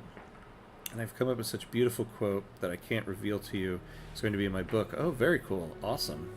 And also, yes, AI by itself is neither bad nor good. It's like a newborn that needs to be well taken care of to be right. We share the same vision here. Yeah. Well, we do, yeah. And I think that... But I would give it even less kind of human characteristics. It's a tool. AI ultimately is mimicking intelligence and humanity.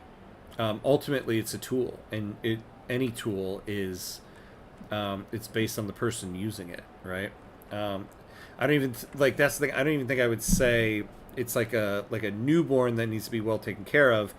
I would say it's literally just it's a tool. And some people can use it for good, some people can use it for bad. Some people can create a good version of it. Some people can create a bad version of it. You know, just like a a microwave uses nuclear energy, and a nuclear bomb uses nuclear energy, right? So I'll say that about it, but I don't think I there's a part of me that's like we can't fully say dismantle all AI, never use it, because there's something that rings to that about that similar to that when computers were first starting, right?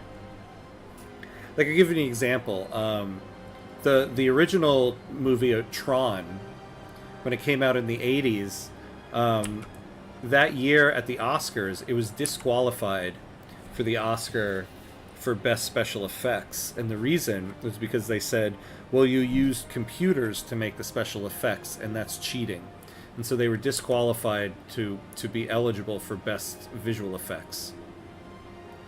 And so now I think we look at that and we're like, well, Jesus, how backwards, what kind of backwards thinking was that? Now all visual effects are done with computers.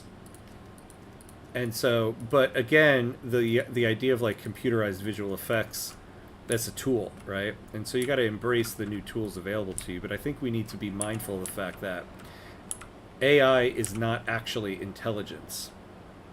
At least not yet. I don't know what can be created later down the line, but what it is right now is not intelligence. It's just, it's a tool. It's a computer program. And we shouldn't treat it like it's this entity that can think and feel and stuff like that. like people have relationships with AI programs and they treat them like they're a real person, but that AI relationship you have, that person is no more real than the character in The Sims that you created. Wish I could have seen Tron back then to see the impact of its visual. Because today, yeesh, it's nasty. Yeah. All right, it does. It looks. It's for today's standards. Yeah, it's rough to look at. But I'm sure it blew people's minds back then, right? I was a little young when it was released, so I don't remember it when it was first released. But I remember seeing it as a kid. I would say shortly after it was released, and thinking it was really cool. A profitable day. First couple were all rags and bones, useless. But then there was this woman with real ruby earrings. Ought to cover the arrival fee, I said. The wife will love those. Next was a bunch of strong fellas. I sent them straight to Elaine's place. She'll wring 'em dry before I get home. Lately, there's been less of them. Maybe word is getting around. Gotta take advantage while it lasts. So we need a law regulating outsiders, too. We need a law regulating a lot of stuff. Resisting the urge to reveal my quote to you. Talk about relationship with AI. Yeah, up to you. But as a writer, yeah, I understand the urge to not give it away. So, up to you. Alright. Mandatory school. I've got to get this passed.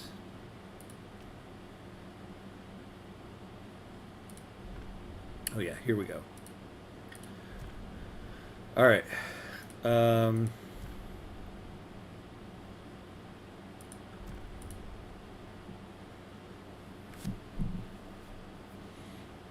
Ooh, okay. See, for the thinkers...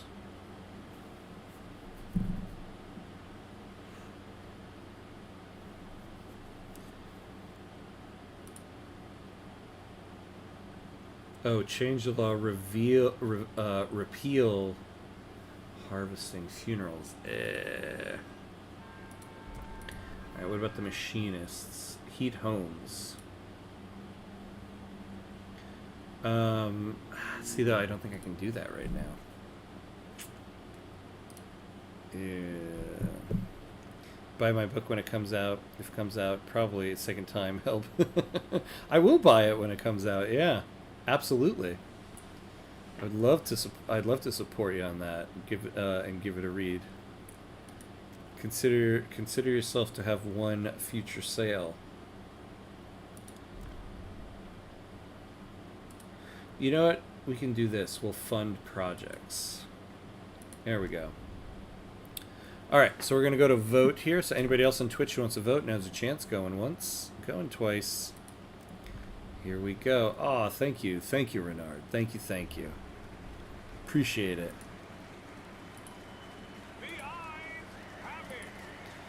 Alright. So their demands met. So we gotta fund the lords. Why don't we just do that now? It'll make them happy. Alright, so we've got all our promises kept here. People of the city, your council has voted.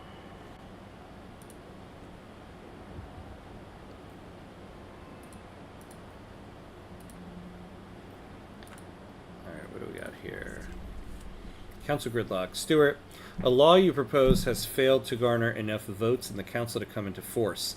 In critical situations, such council gridlock could delay life-saving measures and put the city in grave danger. We foresaw such a possibility when we established the council and drafted amendments granting you, as the steward, broader powers to push critical legislation through with special procedures. Perhaps the time has come to vote on strengthening your rule in this way. Strong leadership could save us all in a future crisis. Yeah. We got it done. Alright. So, I think What are we missing? Oh. Oh, we need,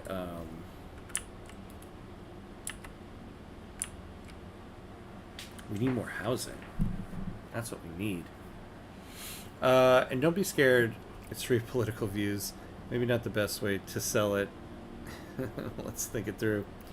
It's during a new ice age, so it can't have politics, right? Damn, if he's playing Frostpunk 2 right now, what are you thinking about? Abort.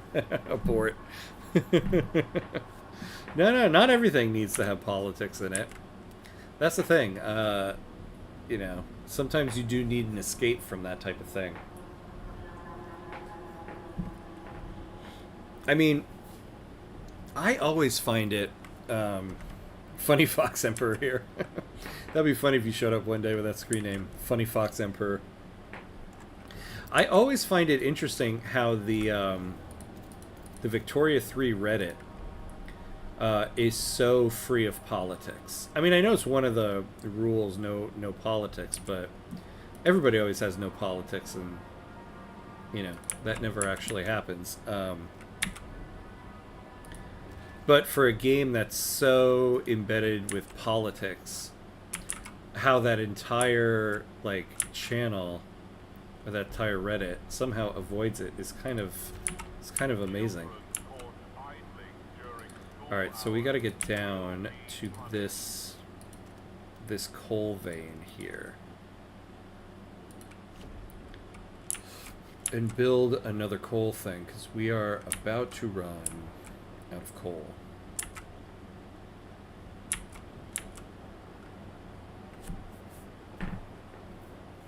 So we need more housing, we need more resources. Well, since Victoria 3 takes place 200 years ago, it doesn't reach us that much, even though some of it should resonate. Yeah. Yeah, it's amazing sometimes when you play the game and you go through some of the history, you're like, oh my god, yeah, like you forget until you see it that wow, that is still like resonating today, right?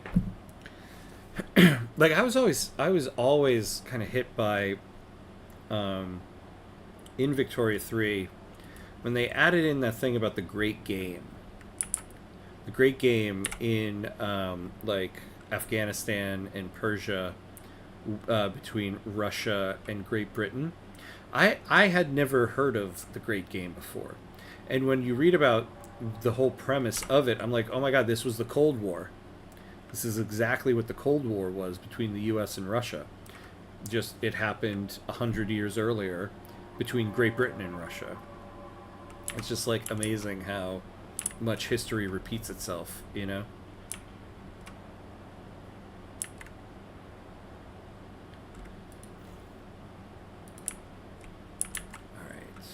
Can we do... Yes. Extraction district.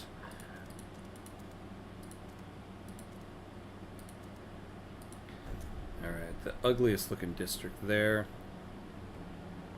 We're going to get more coal. How much coal will that give us? 120.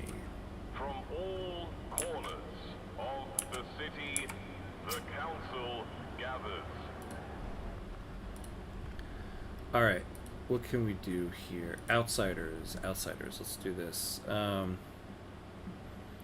think, what are we leaning into again? I think we're leaning into equality. Yeah. So accept all outsiders. So we'll do this one. We will need to negotiate this though. So the thinkers, anything else you guys want? Heat homes. You know, our new coal district, we should be able to do that.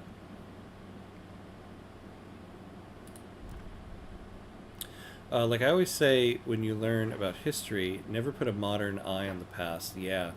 The majority, if not all people back then didn't think at all like you do. The way thinking evolves constantly. Back then, potatoes were thought to be from the devil, and now we eat them. Maybe in the future, potatoes will be praised upon. I'm exaggerating, but you get my point. No, I get your point. I love it. It's a great point. Yeah, it's true, right? Oh wait, so we're about to go to vote. Anybody else on Twitch who wants to vote? Now's a chance. Going once, going twice. Here we go. Yeah, I think everything has a context to it, right? Like, you need to put into account the information people have, what people know, the context of the time.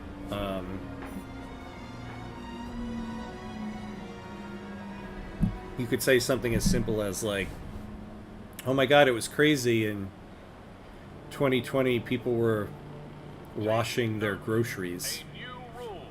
It's like, well, it was COVID. You don't understand. You don't understand what was going on. We didn't quite know exactly the full details of everything. We're still learning stuff, and then now you know, right?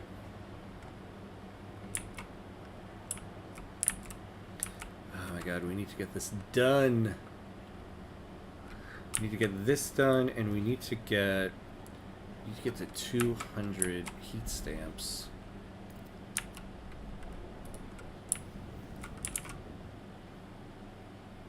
Alright, so we have that. Oh my god, I am playing so awfully. We need to get a dust coal mine.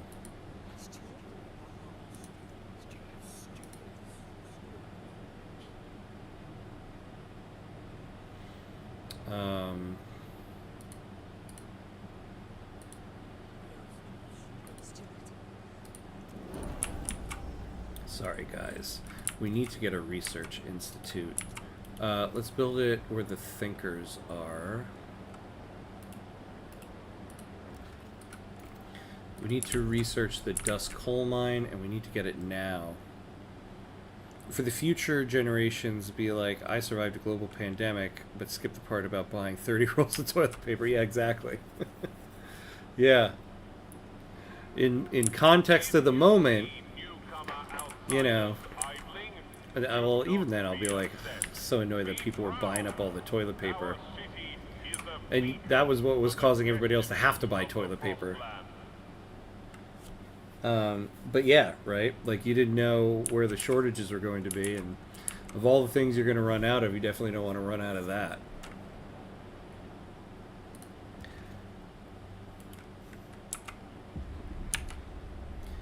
Okay, so let's build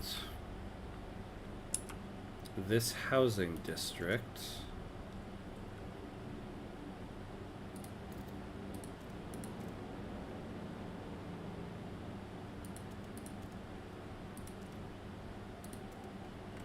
Yeah, and then we'll build it out that way. Which is too bad we're not going to be able to get it here. Maybe I can move people. Have you seen the new Superman? Oh man, no, I have not seen it yet. I really, really want to see it. I've heard a lot of good things. But you know, it's one of those things where it's like, oh, if I'm gonna go out, you gotta find a babysitter. And so it's like, a night out at the movies now has an added price of like what, like $150, $100 or something like that. Maybe not that much, but yeah, maybe like 80 bucks or something like that. And so now you're kind of like, well, maybe I'll wait till it's on video. I might not wait till it's on video, but yep, same with Fantastic Four. Here's the thing with Fantastic Four, though. I am a big fan of the Marvel universe, and I've fallen behind a little bit on some of the Marvel stuff, and I really want to catch up before I see the new stuff. So Fantastic Four is one there's a lot I want to watch before I go see Fantastic Four, because I want to like catch up to everything in order. But man, I've fallen behind quite a little bit. But I really, really want to see Fantastic Four. I would say even more so than Superman. We got the Bohemians. I doubted the kindness of humanity. Oh wait, are we? Okay, let me read this, and then we can go to our break before Twitch gives us ads. I doubted the kindness of humanity, yet when I came here with nothing, the city let me in without question. I doubted people could fathom using using the corpses of our fellow citizens. Yeah. Here people have no reservations. Okay. This made me realize what this city can become. In times of mere survival are gone, we must organize a brighter tomorrow's within reach. Bohemians formed. Alright, so maybe these guys can help us not have people revolt against us. Alright.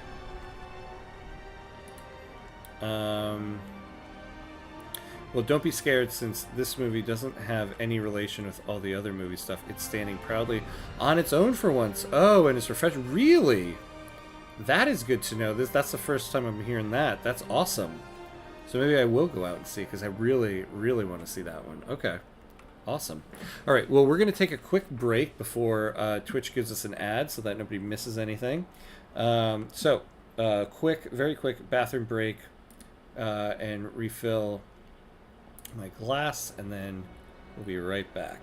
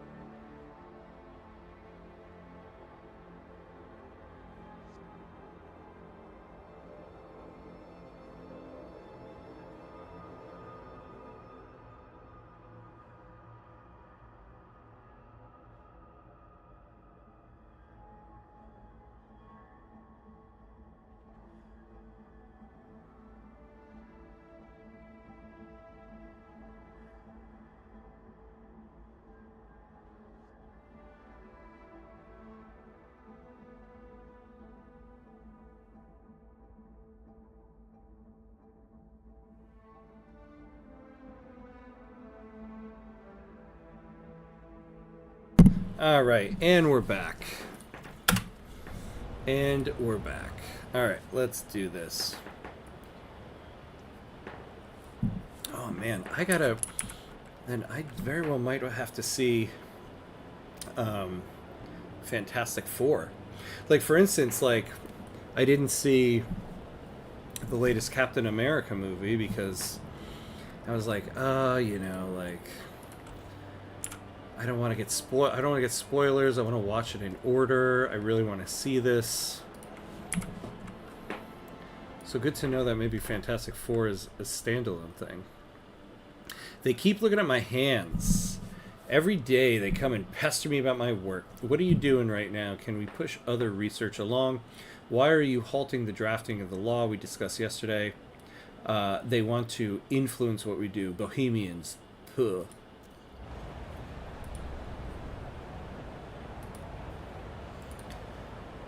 Alright.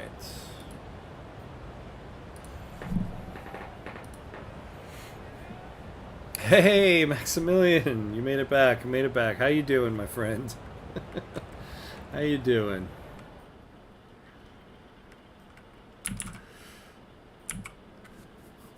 Oh. Okay, dust coal mine, dust coal mine. Or any coal mine, whichever one works.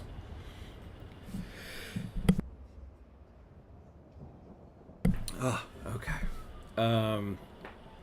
Oh yeah, so not the dust coal mine. Oh wait, oh the Bohemians want the dust one.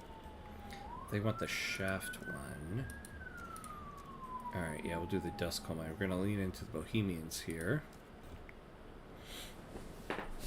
So did you two end up actually connecting on Discord and finishing your chat?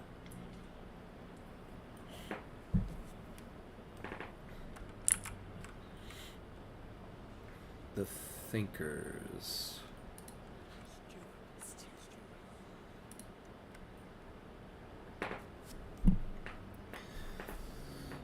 Oh man, how much time do we have on this? Time left 24 weeks. Oh yeah, I think we have plenty of time to get the dust coal mine, build it, and then heat homes. Yeah, about that coal, I know. So we're researching the dust coal mine here. Interested citizens to take part in free kinetic theater sessions. Ah, here we go. And then this will give us an excellent spot to put a hub right here.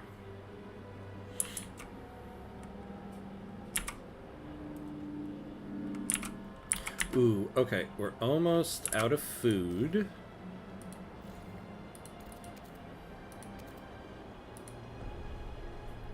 We talked, yes, which I did give it to you some peace, and because I haven't argued for years and such people, we had a decent opening discussion. It was very cordial and all, but we should continue. Okay, good. Good. I appreciate you taking it over to Discord. Because, yeah, that was pretty intense there for a moment. Alright, the next thing we absolutely need a logistics bay here. Although, to be honest, we need more of this as well. We're probably going to need to get out to the next bit of food. But if we can get the logistics bay, we can get out to food.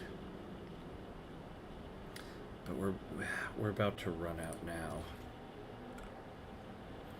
Yeah, see, that's the problem. And then, but we build the food district, we're gonna run out.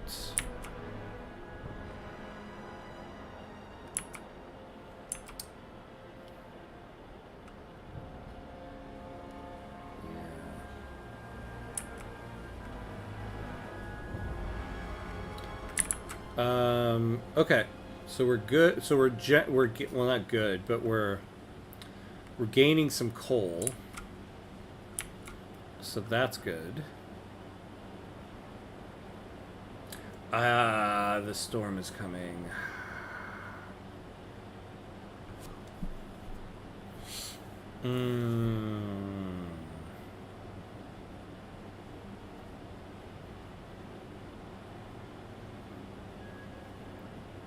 So what would be better, getting out to the Frostland or building more here?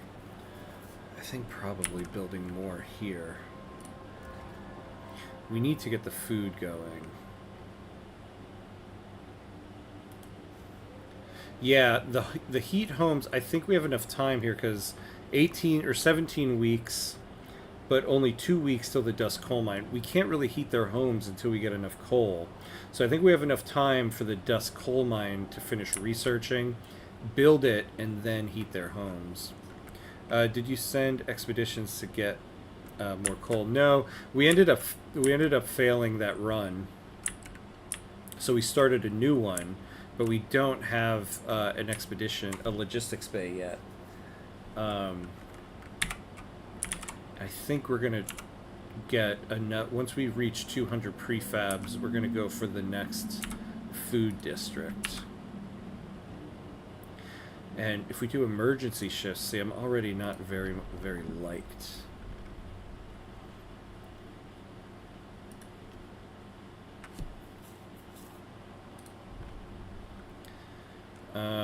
Ooh, trust rises. Yeah, let's do free essentials. Let's do this one.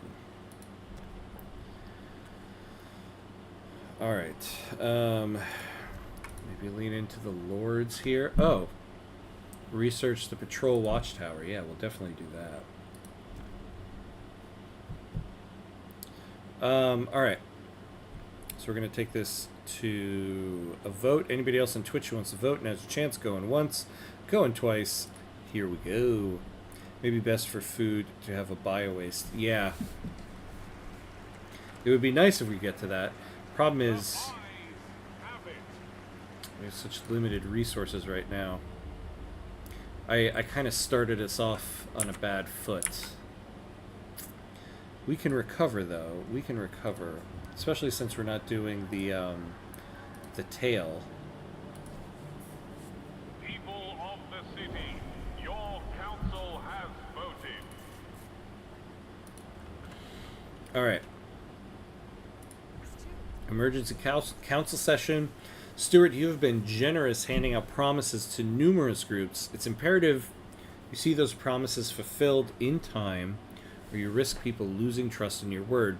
Consider calling an emergency council session to try to push some matters through the council. Alright, so we need to get 80.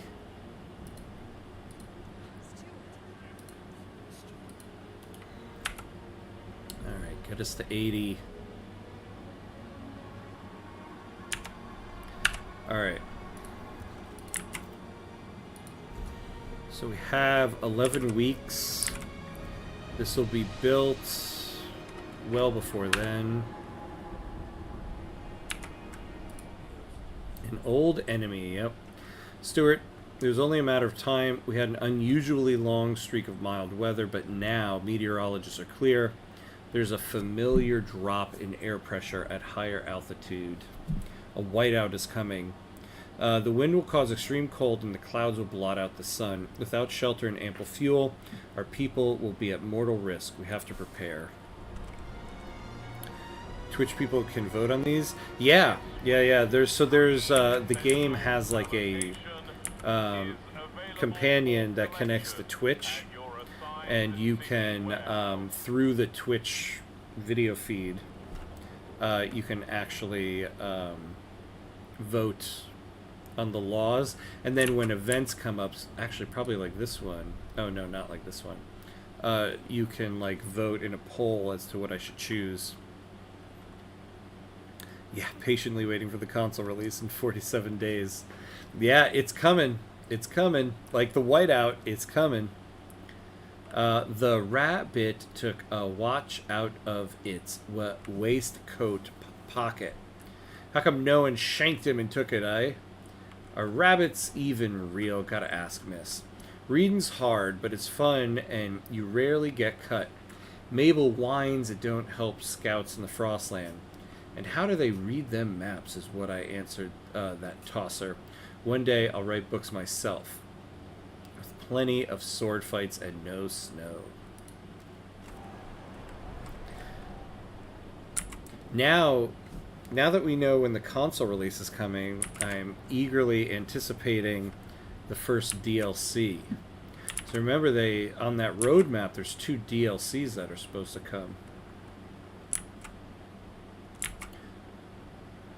Oh. Damn, I missed. After all that. I was talking and I missed the promise. Alright, let's research Patrol Watchtower before I miss another one.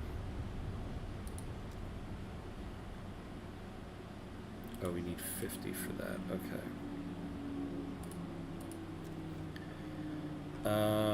It's been a while since they've put out a roadmap. I'm guessing they do one maybe a few days before it releases, then for sure one after. Yeah. They usually put the updated roadmap out after something actually happens. So I probably, once we reach September, when we get the console release, we'll get like a little bit of an updated roadmap, which would be nice.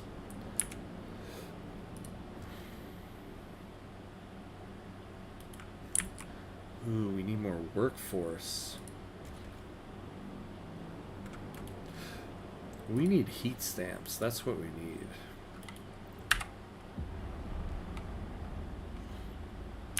So what we're going to do is we're going to build a fuel stock hub to free up some workers. Stuart, we see we're low in heat stamps. To prevent the city from grinding to a halt, the Bohemians have come forward with a potential solution. The city is right-skinned, Stuart. No one's got any funds to go around. One leader says, we say our best bet is to pass durable goods. This would help us generate income over time. What should we do? Let's see. Yeah, pass durable. I mean, sure. We'll pass durable goods, but we're not getting to goods anytime soon. I'm downloading Frostpunk 2. Might play another round. Hey, yeah, go for it. It's such a fun game. It's brutal, but it's fun.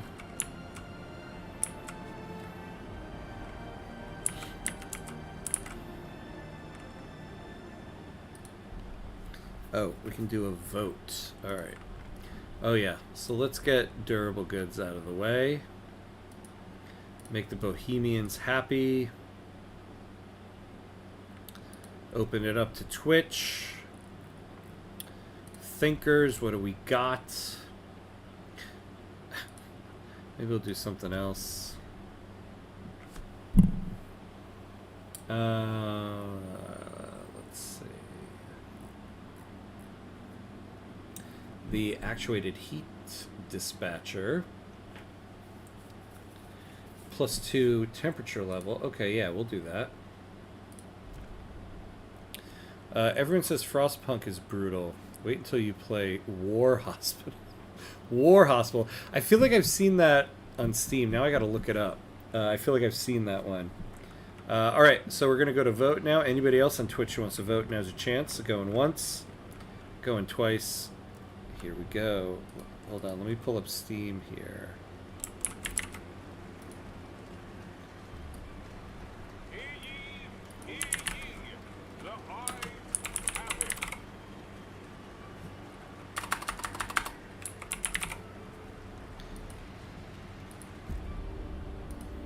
Oh yeah, you know it's something when you gotta put your date of birth in order to see it. The delegates have reached a Take charge of a World War I field hospital on the Western Front. Make all the decisions necessary to help the soldiers recover and to support the war effort. Oh my god. Yeah, that looks intense. I have the game. My PC can't run it, but I've heard mixed feelings. It also has a DLC about Marie Curie, which is awesome. Not sure how it holds. You know what? I'm gonna put this on the wish list. Yeah,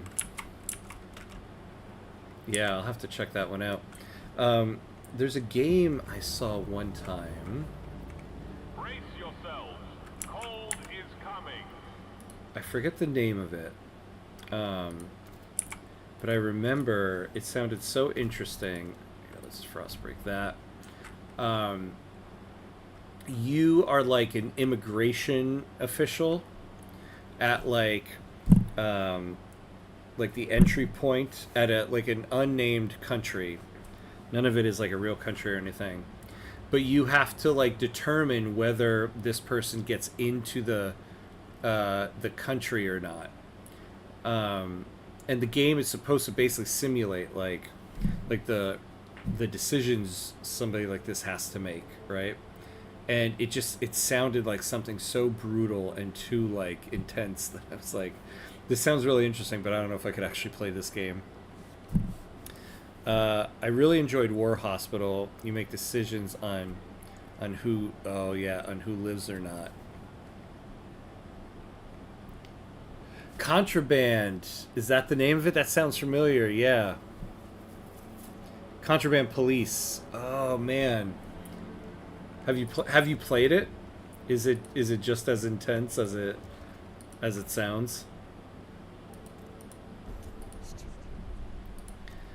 Stuart, people are increasingly arguing over curriculum taught in schools. Some think we should reduce theoretical knowledge and provide more survival training. We're filling these kids' heads with numbers and useless junk, complained an angry trapper. We ought to take them to field trips to hunt. Others argue for the exact opposite. We need to teach children how to think and come up with new solutions. Hey! Oh, Unicorn Sprinkles! Hey, thanks for joining in. Good to see you. Oh, awesome. Good to see you. Thanks for joining. How did your run the other night finish? Let's see. So we're gonna focus on survival training or science.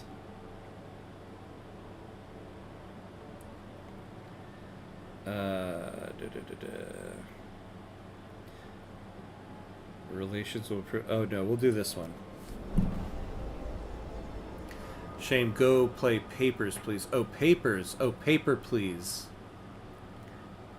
Oh, a game, Papers, please. Oh, okay. Maybe that's the one. Unless you mean the 2D game that's Papers, Please, a classic. It went well. It felt so bad. I felt so bad. I thought it was Spuds. I didn't see the... Oh, no, that's totally fine. I mean, to be fair, it was Spuds that told me to go to your channel. Spuds had raided into my channel literally as I was giving the goodbye for the night. And so I'd asked him, like, oh, I feel bad, so who should we raid? There's nobody I know that's on. Who should we go to? And so he told me to go to your channel. So Spuds definitely had the assist. I played Contraband Police. It was really fun and I enjoyed it. It was basically 3D Paper Please, but you also have actual police investigative duties, side missions. You have to drive trucks too. I'm gonna look it up real quick. I feel like it Papers, Please actually kind of sounds like...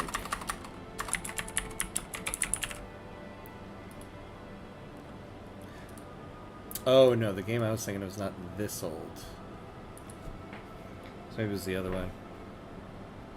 Yeah, this game is fun, but man is it rough. Oh my god, is this game rough. Let me put it this way. Every Friday, I do Friday Night Frostpunk. I play Frostpunk 2. I've been doing this for like months. And I fail every Friday. I fail every single time. But I love it for some reason. I love the failure. Ooh. Okay, hold on. Okay. I've got to get a food district going here. I definitely started us off bad. Bad. We need... Okay, we need 600...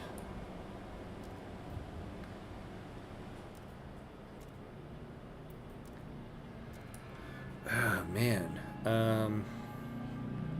The reason I enjoyed it so much is because they encompass decision-making, open-world side missions, investigations, and some thrill.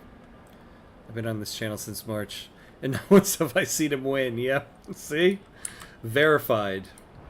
Put a check mark next to it. It is verified. Ooh, and we got the overseers. The city is changing. We started a family here. We bore children. We toiled against the hardships like everybody else, but now, these bohemians, they walk around telling people what to do, what to think. What they spout, though, is utter folly against everything that made us. We will not have it. The fate of our children is at stake. We will chart a path for our city. Oh, boy. Oh, we just got an achievement. Meet all the factions in Utopia Builder. I have definitely met the Overseers before. That's kind of weird. But I'll take the achievement. Okay. See, these guys, though, I don't mind them so much. They increase productivity and decrease crime. We mentioned Papers, Please, because it's what inspired Contraband Police. Let me look up Contraband Police, because I feel like that was the one.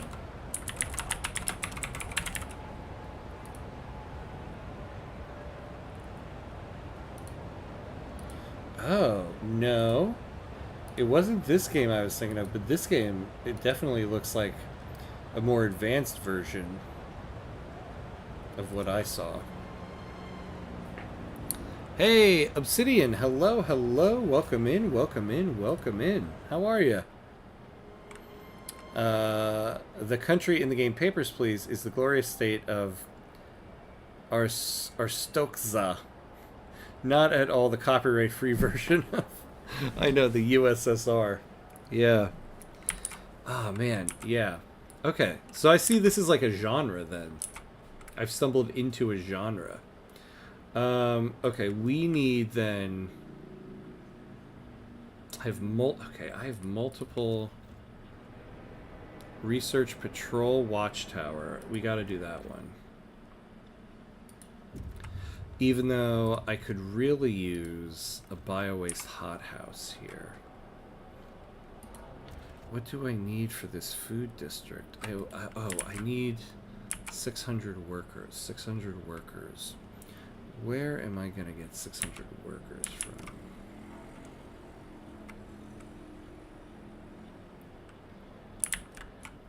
Really, this thing did not give me...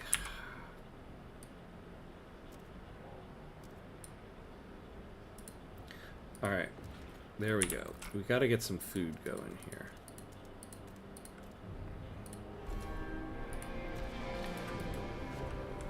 Okay. Hey, wait, I've seen this episode. He's gonna best restart right now and find the winning run. No. We're gonna... Oh, I'm definitely gonna lose. But I'm not gonna restart. I don't restart while streaming. If this was me offline, I would have restarted this run a long time ago. This is why I like streaming, because if I feel more like I shouldn't restart, I should see it through.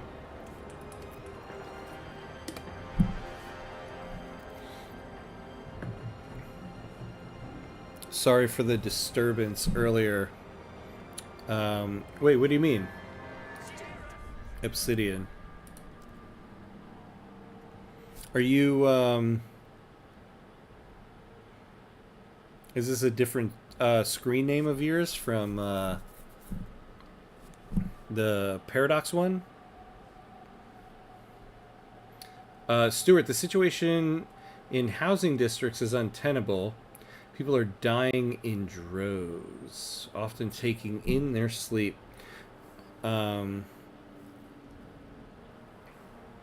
First it was my wife. She always had a fragile constitution. My poor Helen. Oh, my poor Helen. Then my eldest. Now I have only my Lottie left, said a man in mourning clothes. Please, Stuart, don't forsake us. We must take action. Is that a bird I see on a ledge? Oh, I don't know. I can't tell. Promise to heat all homes? Yeah, no, we're not going to be able to do that. Yeah, we can promise to heat some homes. Sure, we'll do some of them.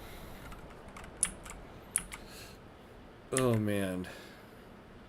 Oh, wait. You mean in my... Heat all homes? I wish I could heat all homes, but we have a whiteout coming in, and so I need to stockpile coal here. Steward. Yes, we can. I appreciate your optimism, but I don't know. Once we hit that whiteout, we'll be upset we did. Yes, I don't know why it changed, to be honest. Oh, okay. Whoa, well, welcome back. Welcome back. Glad to have you back in. No worries from before. Stuart, the lords have grown deeply unhappy with your rule. Community leaders now openly urge lords to join the overseers, arguing that as part of a radical organization, they will be better able to protect their interests. If nothing is done to address the situation, many angry lords will join the overseers and push for the faction to take action against you. So, what do we have to do here? Relations worsen with the overseers. Suppress their recruitment.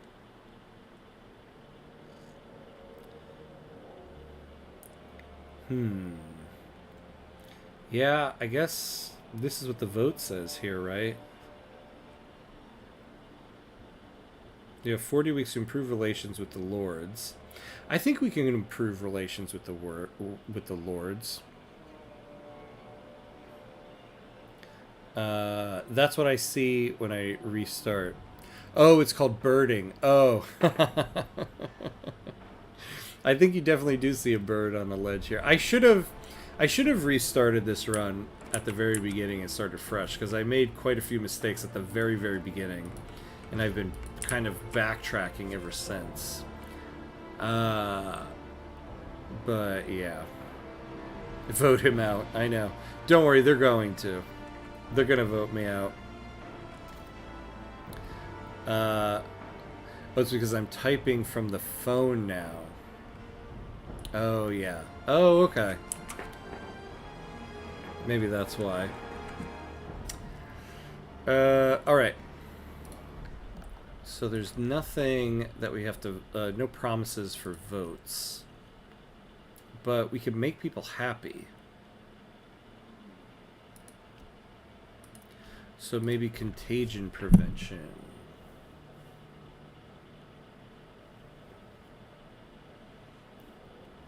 Shelter demand is increased.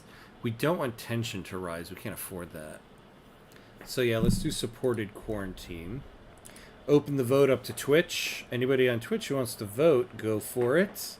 We are going to negotiate this one, though.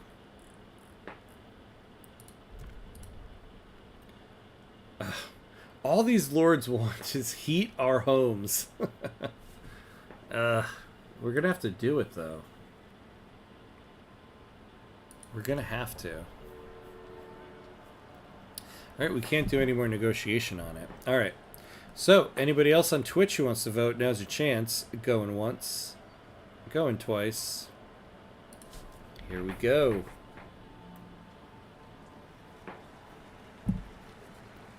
It's over, Ham. You're getting impeached. I really am, right?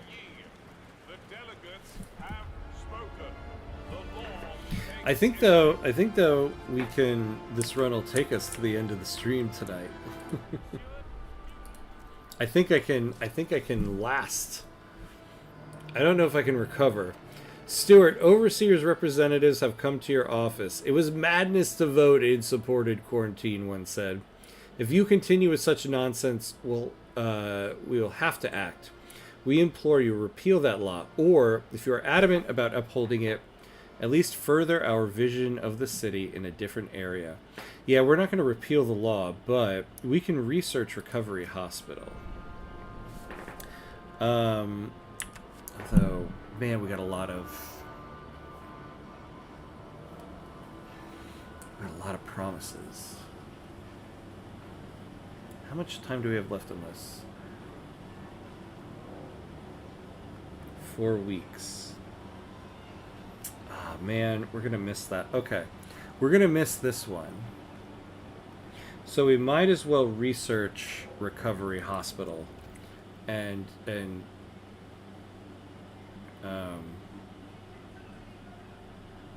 well, the problem is we could kind of we really could use the patrol watchtower. Stacked in the morning. You're getting sacked in the morning. Sacked in the morning. You are getting sacked in the morning. Wasn't it so gratifying when that was being chanted at Pep Guardiola? Apologies to anybody on stream who might be a Man City fan.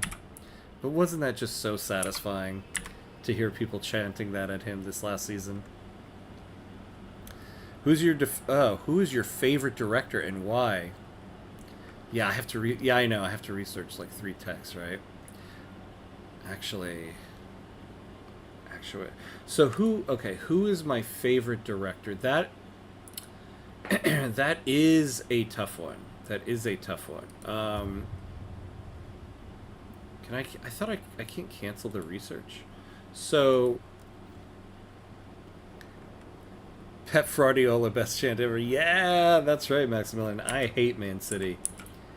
I absolutely hate Manchester City, and I am not a big fan of Pep Guardiola. All time, I would say, is probably Steven Spielberg.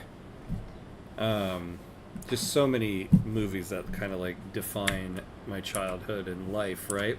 But I will say at the moment, I mean, Christopher Nolan is definitely a person who, like, if I hear like it's his movie and I don't know anything about it, I will go see it without knowing anything about it. He just generally makes very good movies. So I'm a big fan of his.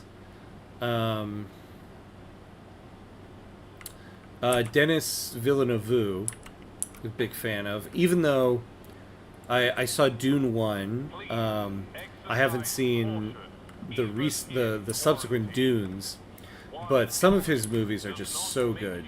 Like Arrival, I thought was such a fantastic movie, such a great movie. So I'm a fan of his, even though I'm a bad fan because I haven't seen everything. I suspect you hate City from the Scour side, not the Manchester side, though. Yeah. I have to say, when I was a kid, I was a bit of a Manchester United fan. I'm now a Chelsea fan. Of course, population increased.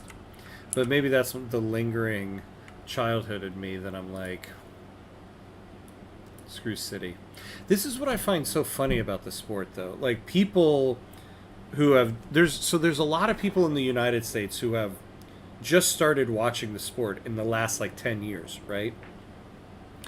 And I don't know how you feel, but for me, the teams that were in the Premier League when I was a kid are always, like, kind of Premier League teams. But hold on, let me finish that thought in a second. I don't think we're going to be able to do this actuated heat dispenser, so maybe we go to the recovery hospital just to cover our bases. Like, for me, Blackburn Rovers are always going to be a Premier League team. Like, the way I view them, right? So Manchester City, when I was a kid, Manchester City was a second division team. Like, when I was a kid, I remember thinking, like, oh my god, isn't it funny there's, like, another team in Manchester? Oh, that's kind of cute. So it's just so funny that they're now, like, one of the biggest teams in the world.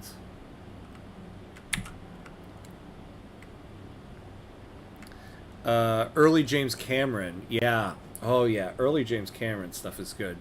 Now he's just basically going to make Avatar sequels until he dies, but early James Cameron is fantastic. Terminator 1, Terminator 2. Hell, even Titanic. I love that movie, Titanic. Christopher Nolan filmed his new upcoming Odyssey film in my home region. Oh, awesome. Yeah, I heard that's his next one. See? I was like, oh, the Odyssey and Christopher Nolan is doing it? Like, I'm there. Oh, that's awesome. Very cool. Yeah, a lot of promises. A lot of promises. Not a lot of fulfillment, unfortunately. The teams that are in the Premier League are always Premier League teams. Ham 2025. No. What I'm saying is... no, I'm saying the teams that were in the Premier League when you were a kid.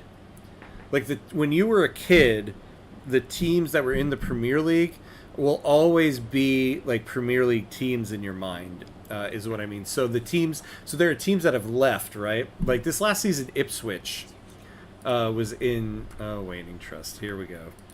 Ipswich was like in the Premier League, right? But Ipswich was always my example for years. I was like, in my mind, Ipswich is always a Premier League team, and Blackburn Rovers are always a Premier League team. When I see their name in the standings, I'm always like, oh yeah, I forgot they're that far down. Yes, Aliens, The Abyss. Oh man, I haven't seen The Abyss in a long time. That was such a great movie. Yeah. Oh, so many good ones there. True Lies. True Lies was a good movie.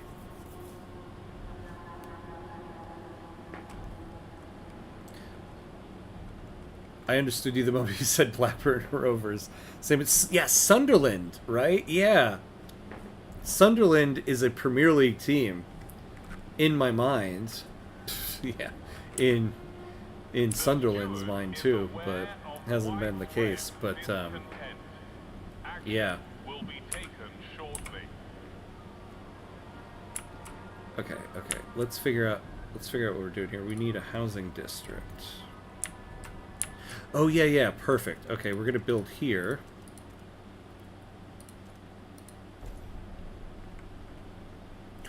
Both released now in 4K. Ooh, The Abyss in 4K? That I've got to look at. Now is the time to watch it. If you can see that in 4K. Awesome. Yeah, I know Sunderland got promoted. Isn't that amazing? Isn't that amazing they finally made it back? And in epic fashion, too, at the end of last season. I mean, my God, like, the size of their stadium compared to, like, the divisions they were playing in. Just unbelievable.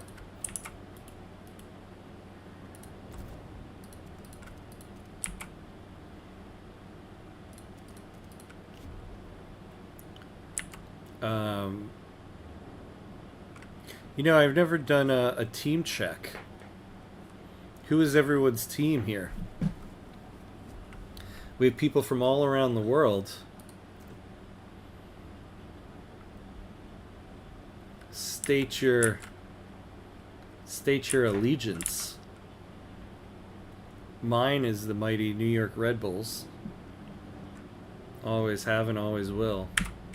Metro till I die.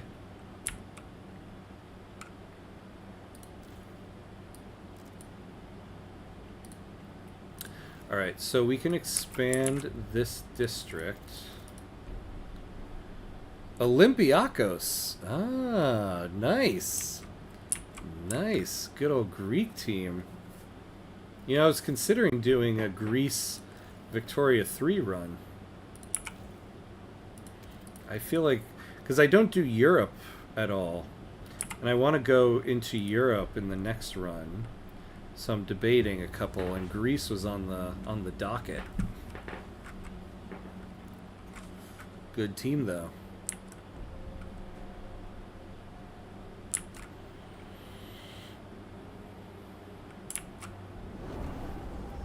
All right, overseers demand. Oh, heat homes on the thinkers. We can do that. Their latest project.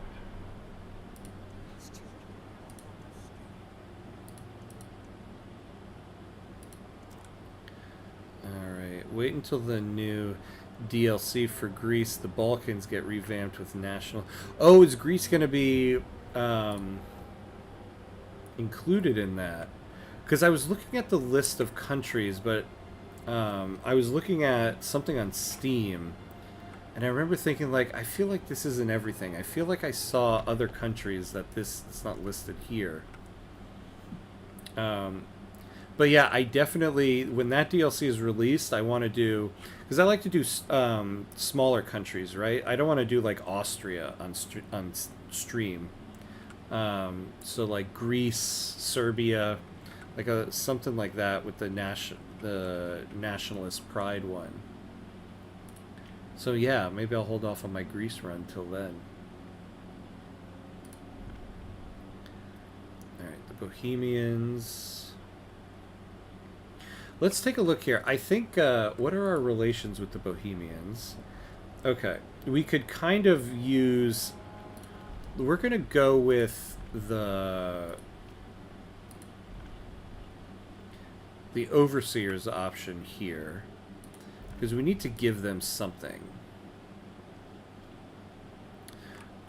Greece is not mentioned, but if your history is good, you'd notice the Balkan League journal entry mentions, aka, when Greece, Bulgaria, Serbia, Montenegro allied to beat the Ottomans. Oh, but I mean, like, is the game going to include them with content? With extra content, is what I mean.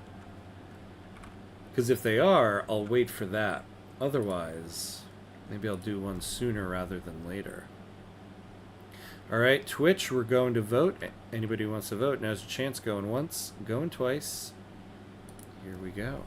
Because right now the Greece run is beating the Ottomans with Russia's help until they are unrecognized. It's not as fun as doing a 4v1 with tiny nations rather than calling in the Russian bear. Yeah. Alright, we got it. See, I'm kind of interested in doing a Greece run, though, because all their states have natural harbors. Natural harbors just got a big buff in the new update. And so when thinking about, like, the trade, I feel like, I haven't tried it yet, but I feel like you could do, like, a super trade-heavy Greece run and really kind of dominate trade with going in and out of Greece.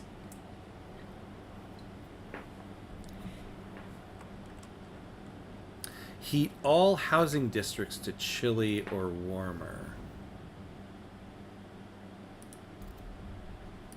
There we go. Alright. Keep those districts heated for 10 weeks. Alright. It's historical too. Syros outproduced Marseille and Genoa in ship production in the 19th century. Ah, very cool. Okay. Very cool. Alright. Yeah, I'm not sure. So right now I'm debating between Greece or Wallachia and going for that Romanian achievement. I'm not sure yet which one I'm going to go for. Because we only have one more episode of the Morocco run to go, and then we're done. Overseers protest accept all outsiders. Stuart, the Overseers have begun a series of protests in this district. Perched on ancient automatons, they march people to the main hub. They then send out a signal to all their men in production facilities to initiate an emergency shutdown. The crowd watches in awe and fear as the whole district goes dark. We know the city's machinery inside out.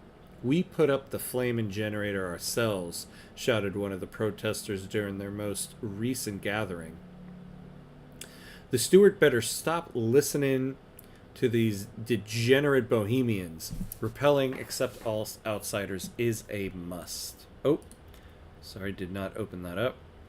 The Overseers refuse to stop their disruptions until demands are met. Essentially, Greeks dominated the Mediterranean trade since the Napoleonic Wars, 1803 to 1815, if not after Cusack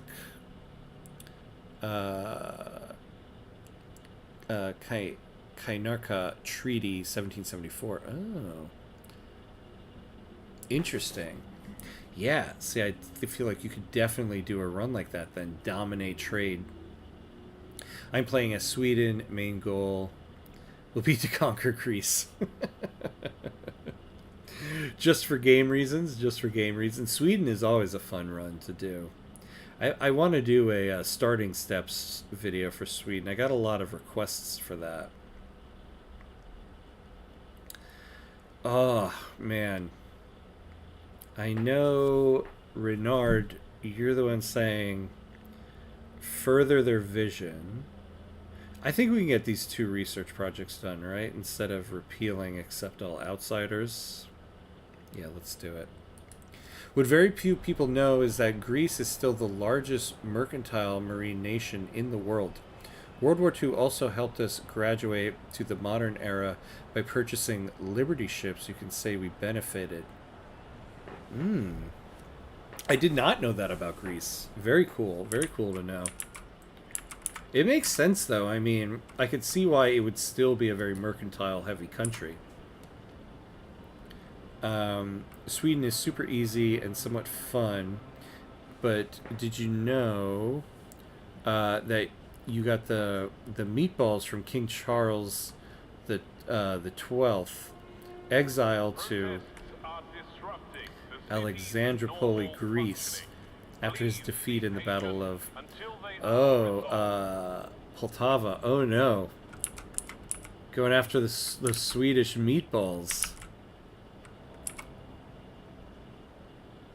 You know, Obsidian, are Swedish meatballs like actually a thing in Sweden? I ask because there's a lot of dishes and cuisine in the United States that get credited to countries, and you find out that like they actually have nothing to do with the country that here we credit them to. So like, are Swedish meatballs actually a thing in Sweden, or is that just like an Americanized thing? No, not meatballs, but cabbage dolmas. Oh, dolmas. Oh my god, I grew up eating dolmas. Left and right. Something my family makes all the time. Yeah, that... He was a guest of the Ottoman Sultan.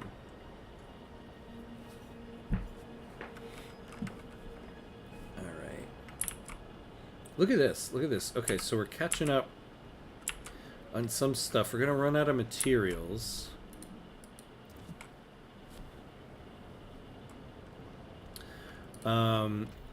Let's... Oh, we always got research stuff, yeah. Alright,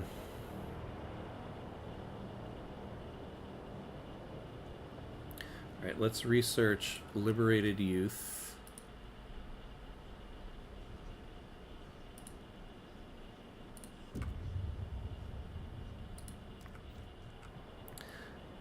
Yes, it is very common here. Okay. Alright, good to know. Good to know. Because there's a lot of things, like, here. Like, what is it? So, like, at every single, like, Chinese place in the United States, they have General Tso's chicken. And it's everybody's favorite dish, but it, like, is not, like, has nothing to do with China. It was a Chinese immigrant that invented it, but they invented it here in the United States because they thought, oh, Americans will think it's like it's so fancy it came from China, but it didn't. And then same thing with... Ah, man. Alright. What was the other thing? What's the other food I was thinking of? Oh, well, also, like... When it comes to tacos in the United States, you can get authentic Mexican tacos, but I think too, like, there's also like the Americanized like taco that has absolutely nothing to do with what a taco is in Mexico. And I'll be honest, I enjoy both. I enjoy both of them very much. Are you aware of the Barbary Wars, which probably unites the U.S. with your background? I know of it. I can't remember what I know of it. If that, which probably means I don't know much about it. Refresh me on this. The Barbary Wars. I feel like once I start reading whatever it is, and be like, oh yes, yes, yes.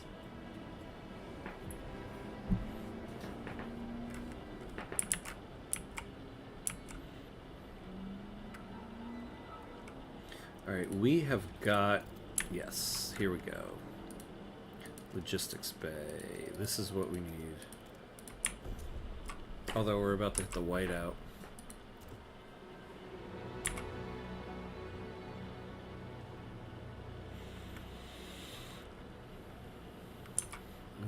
think our days are numbered on this one, on this run. Please give the right of way to frost-breaking teams in transit. Wait, I go to the rest of... Oh, okay.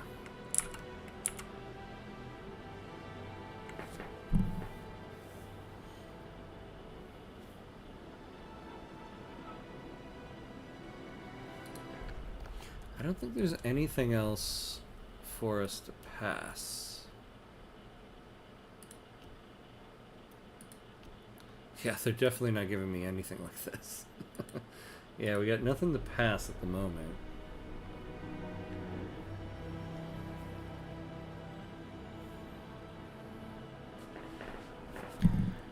Oh, man. We definitely do not have enough stockpiled of anything.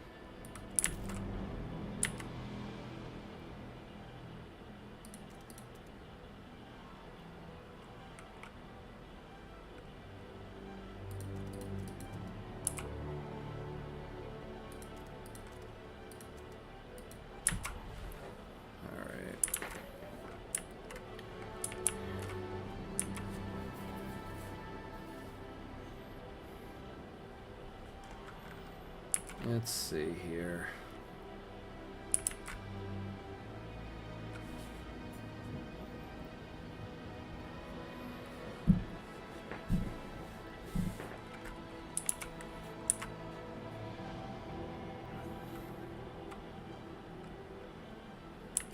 See, the problem is we really need to research the deep melting drill.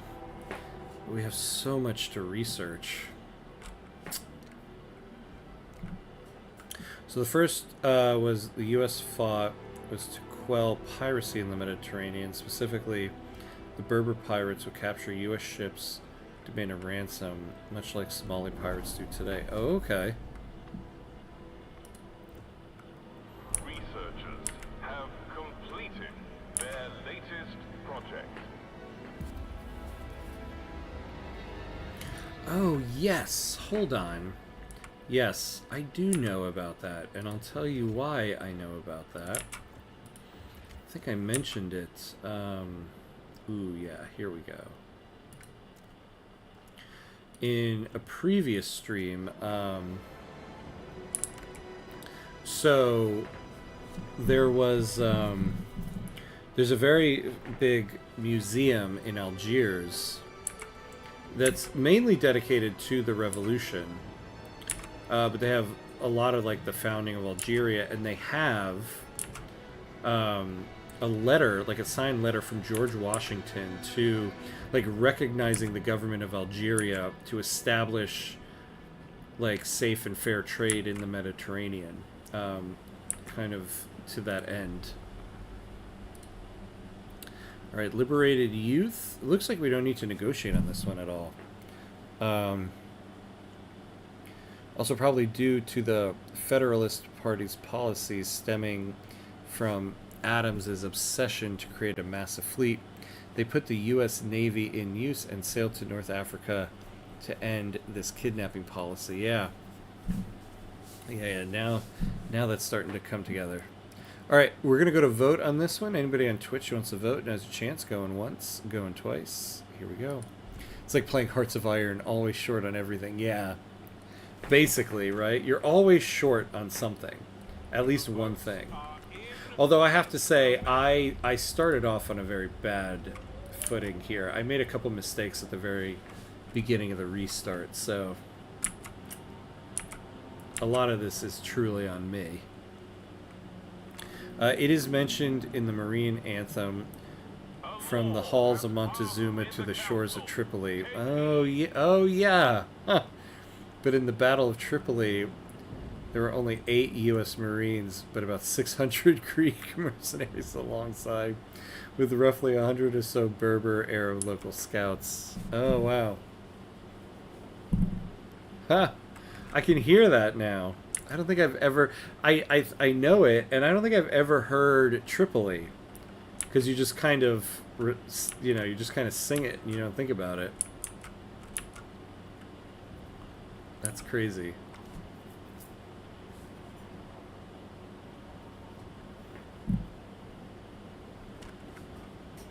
Yeah, there's actually a lot of ties with Algeria and the United States. Like one of the things that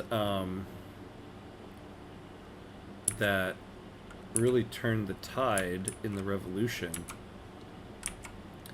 was when John F. Kennedy came out in support of the Algerians. And then my dad said, because, you know, my dad was a child during the revolution, he says he remembers, like, bags of grain, like, being dropped into Algeria with the big, like, USA stamp on them.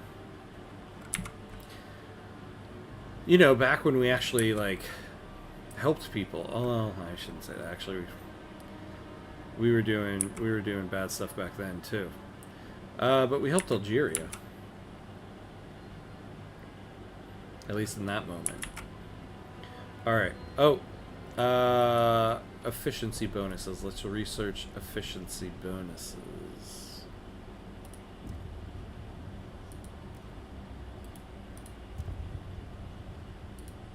Alright, let's do that. Of course, Hollywood whitewashed the film. There are only one Greek and no Arabs there. Just white Anglo-Saxons, but the movie is still decent, I heard. Wait, which movie in particular? Because there's so many U.S. movies like that. Yeah, I think this is where it all ends, everybody. We reached the whiteout and we have no coal. Man, we've been playing with a tail added in for so long that I feel like I haven't gotten to a whiteout storm in forever. You don't get the whiteout storm in the tail unless you do like the epic whiteout one.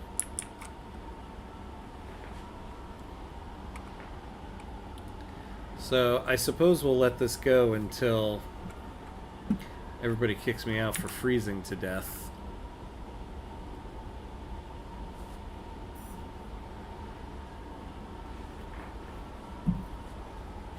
But there's not much more we can do here.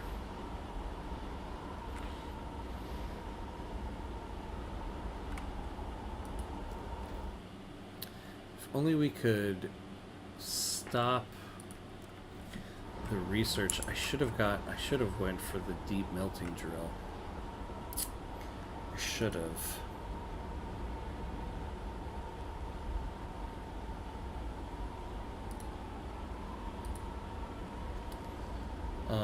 Although it probably wouldn't have made that much of a difference, to be honest, unfortunately.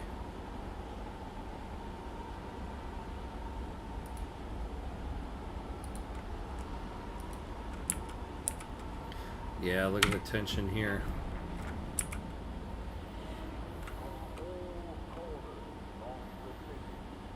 Yeah, I failed the...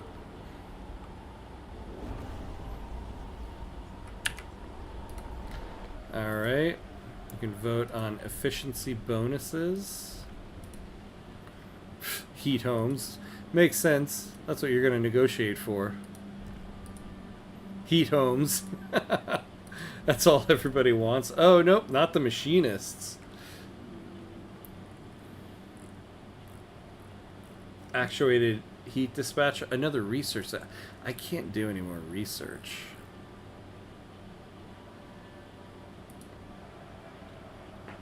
There's 51 hesitant, though. I think we'll let it go. Let's let this one go. Here we go. Vote.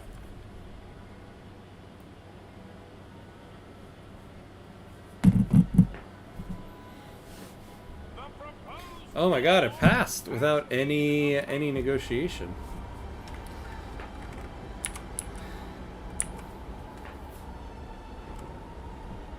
Wow. This is a very quick death march right here.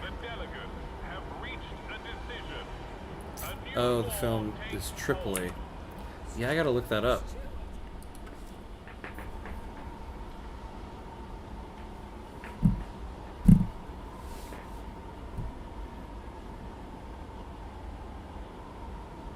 It'd be crazy if we made it through this storm. At this point, we literally have nothing. We have no resources, no coal. Although it doesn't kind of seem like we're gonna make it through.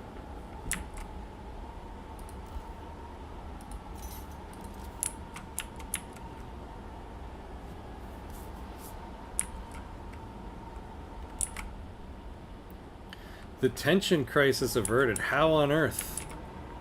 Alright, get us...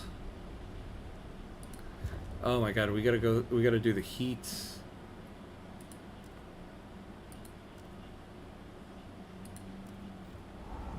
Gotta do the generator upgrade first. Yeah, Tripoli, 1950. Okay. I'll check that out. This is not sci-fi. This is, Yakutsk in Russia simulator. Yeah, basically, right? We're like, oh my god, it's the apocalypse. And the people in Eastern Russia are like, this is Tuesday. What's wrong with you?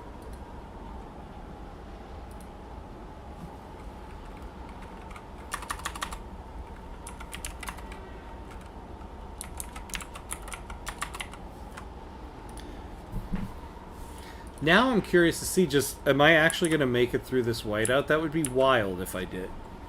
There's no reason why I should make it through this whiteout.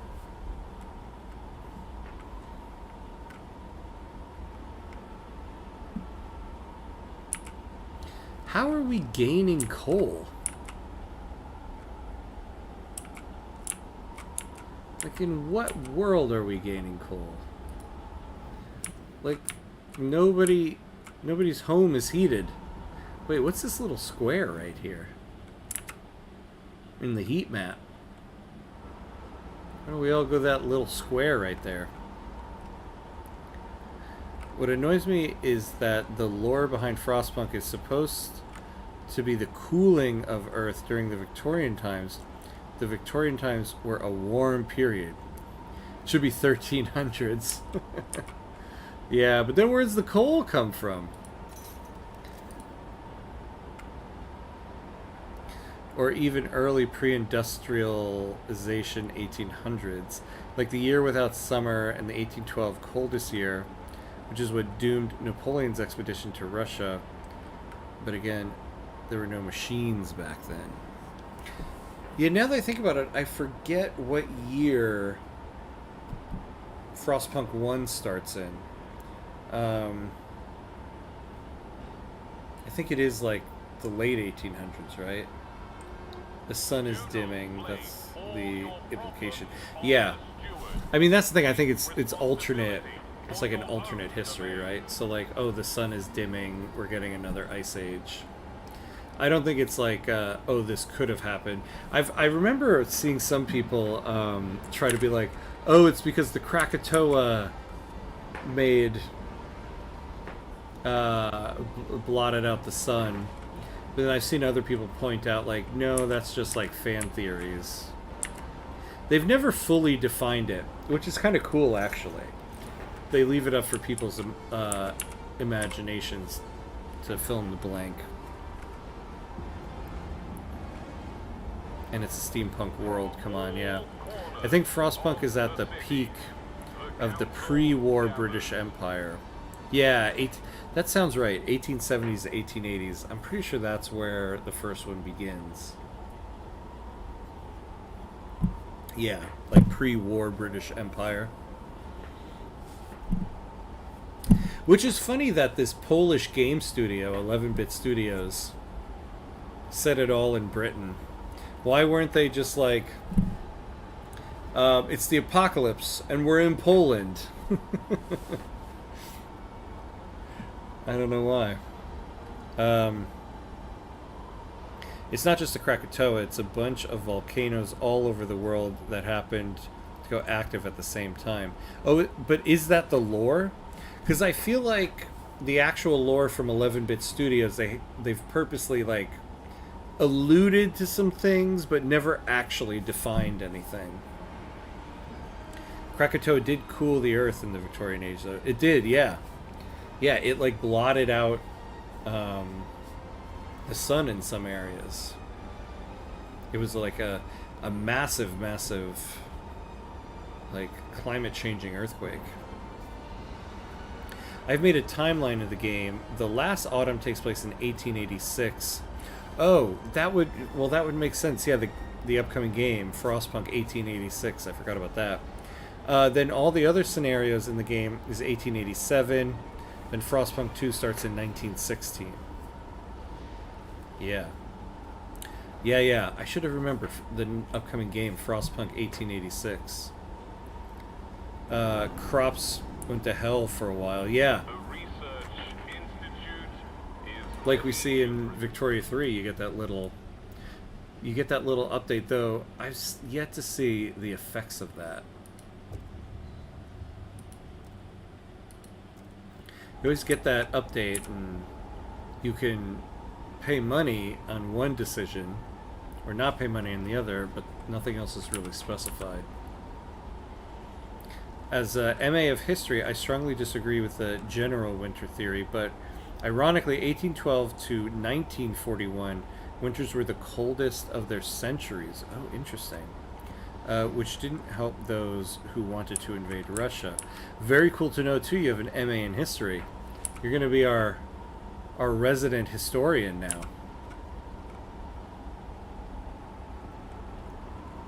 The only time Russians themselves agreed it was winter. I know, right? Russians generally are always like, what? This is nothing. This is summer. But yeah, maybe that was the one time. Yeah, I forgot who had asked me on a stream recently. I had mentioned, oh, I'm a professor. They're like, oh, I thought you were like a history professor. Like, nope, theater, of all things. I teach theater.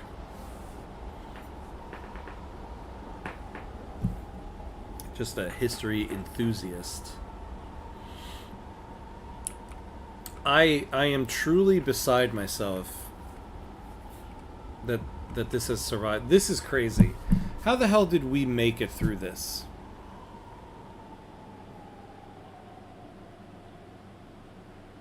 That's truly nuts.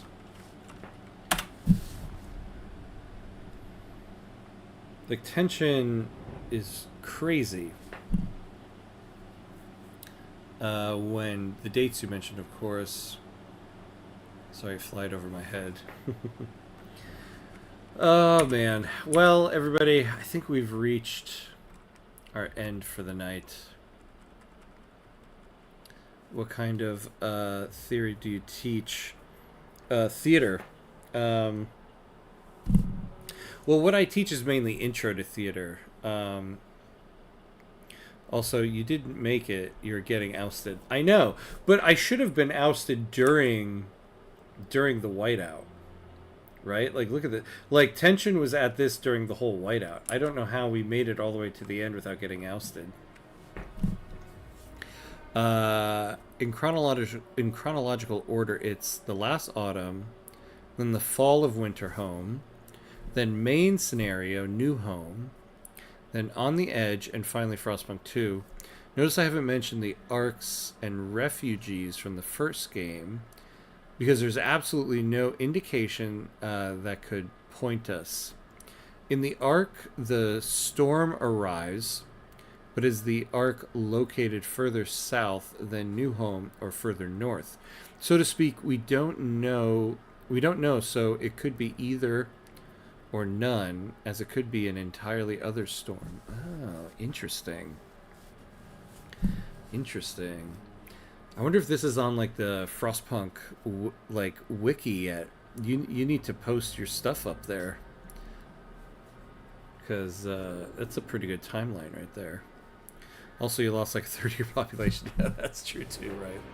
I mean, this run is doomed. We're not continuing this run next week, I can tell you that much. And for the refugees, we have nothing. I love the comment, how are we getting cold during the whiteout?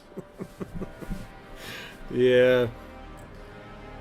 Yeah, Frostpunk brings out the best in us, I would say. Like Greek drama. Oh, Roman comedy. Shakespearean plays, Japanese kabuki, Broadway musical. So what I mainly teach is intro to theater. So I basically teach either incoming freshmen, 18 to 19-year-olds, or people at the very end of their college experience who put off their general education requirements for too long. So people who are like 20, 21, 22. But I mainly teach non-theater majors theater, which is I really enjoy, actually. I have a lot of people who have never experienced theater before, and so I introduce them to theater. And so a little bit of all of that, except Japanese kabuki. Japanese kabuki would be a little more advanced, but we do a Greek drama. We cover Antigone. We don't read or a Shakespeare play, but I usually have them watch a production of Twelfth Night from the Royal Shakespeare Company, and then some contemporary stuff. But we mainly watch theater, read theater, but also work on how to more articulately express your opinion on art. Because I say to them, it doesn't matter to me what your opinion is on the art. You don't have to like it, but I want you to tell me why, and you have to articulate that to me. I didn't know you were an academic. I'm really jubilated. Almost all of my family are teachers, professors, etc. Oh, cool, yeah. Yep, I am a college professor of theater. I'm also a playwright as well. But yeah, I teach the youth, and to me, my class isn't just about theater. It's about how to take in art and then express your opinion on it in a way that will convey your opinion to somebody else. Because I think that is kind of a lost art. Like I say to my students, it doesn't matter what you're watching. Like you could be watching like the Fast and the Furious 27, or you could be watching the Royal Shakespeare Company's like 80 millionth production of King Lear. There is just as good of a conversation to be had with either of those, because ultimately there's always the aspect of, why did these people make me, or not make me, but invite me to watch this? What were they hoping I would get out of it? What did I get out of it? Why did they ask me to spend my time watching this? And so I think there's always a conversation to be had. Can you give us a short critique of Antigone, how the laws of the land contrast with the laws of the dead? Oh man, Antigone. So okay, I think what I find so interesting about Antigone is generally Antigone is a central character, and so we all kind of identify with her, right? And her desire to have her brother buried, and yet she makes one of the main points she makes to Creon is so she's brought before Creon, and he asks her, "Did you know about the law that I made?" And she says, "Yes, I knew full well about the law." And you decided to disobey it. She says, "Absolutely, yeah, I decided to disobey it." And he says, "Why?" And she says, "Because you are a man, and the laws that you make are the laws of man. But I am bound to a higher call, the laws of God." And that is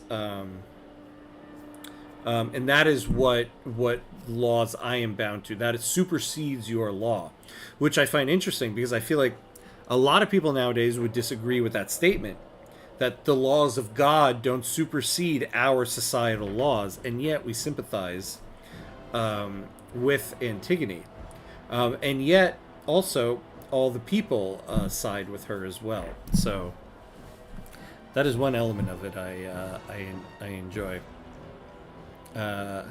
I'm not part of the intelligentsia. I like to say I'm part of the intelligentsia. I think I'm probably more part of the petite bourgeoisie, the lower wealth end of the petite bourgeoisie. We all grow old learning. Yeah, we do. Yeah, we do. Since I want you to fulfill your role to perfection, if the character dies, you know what to do. Yeah. What was your PhD subject, and what are some good advices to give to aspiring PhD candidates like me? Well, what's interesting is in the United States, there are very few PhD programs in theater. The only two I really know of, you can get a PhD in theater history and a PhD in theater management, which is more like a producing degree. But my area of expertise is in writing, which is in playwriting. And so I have a master's degree. But what's interesting is at the schools that I teach at, I get paid on a PhD scale because my degree is considered a terminal degree in my field. So I have a master's degree. I don't have a PhD because there's no PhD for playwriting. But I would say when you're looking to like, first I guess the question is, are you asking for advice on how to choose a program, or like how to get through the program? Because those are two different questions. You teach college with only a master's degree. That's strange. You need a PhD to become a professor in Europe. Well, in the United States you do as well. It depends on the field you're teaching in. And I think I am in a weird kind of loophole where I think the way for a lot of colleges it's worded is you need basically like the terminal degree in your field. And in the United States, most professions in theater, the master's degree is the terminal degree because there's no PhD. So I think I get a kind of loophole in that sense. I want to do a PhD on international laws or history. I want some insider tips on the quirks after you get in. So I think what I could say is, and this was my experience in getting my degree. You make of the program what you will. I think more so in my higher degrees than when I was an undergrad. I was aware of the fact that, I learned that your professors are just there to pass on the knowledge they have, and it's now up to you to piece it together into what is useful to you. They're not going to teach you how to do what it is you want to do, because you are now at an advanced level, and it's up to you to decide what to do with the information you have. Whereas when you're an undergraduate student, everything is kind of prescribed to you. You know, like, here's the information you have, and this is what you do with it.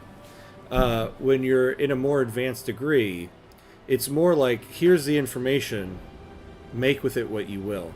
I'll give you this example. When I first started undergrad, I was a computer science major. When I was a kid, I was very into like computer programming and stuff like that. But I also was a writer, and I always thought of writing as a hobby. And when I was an undergrad, I finally decided to become a playwright.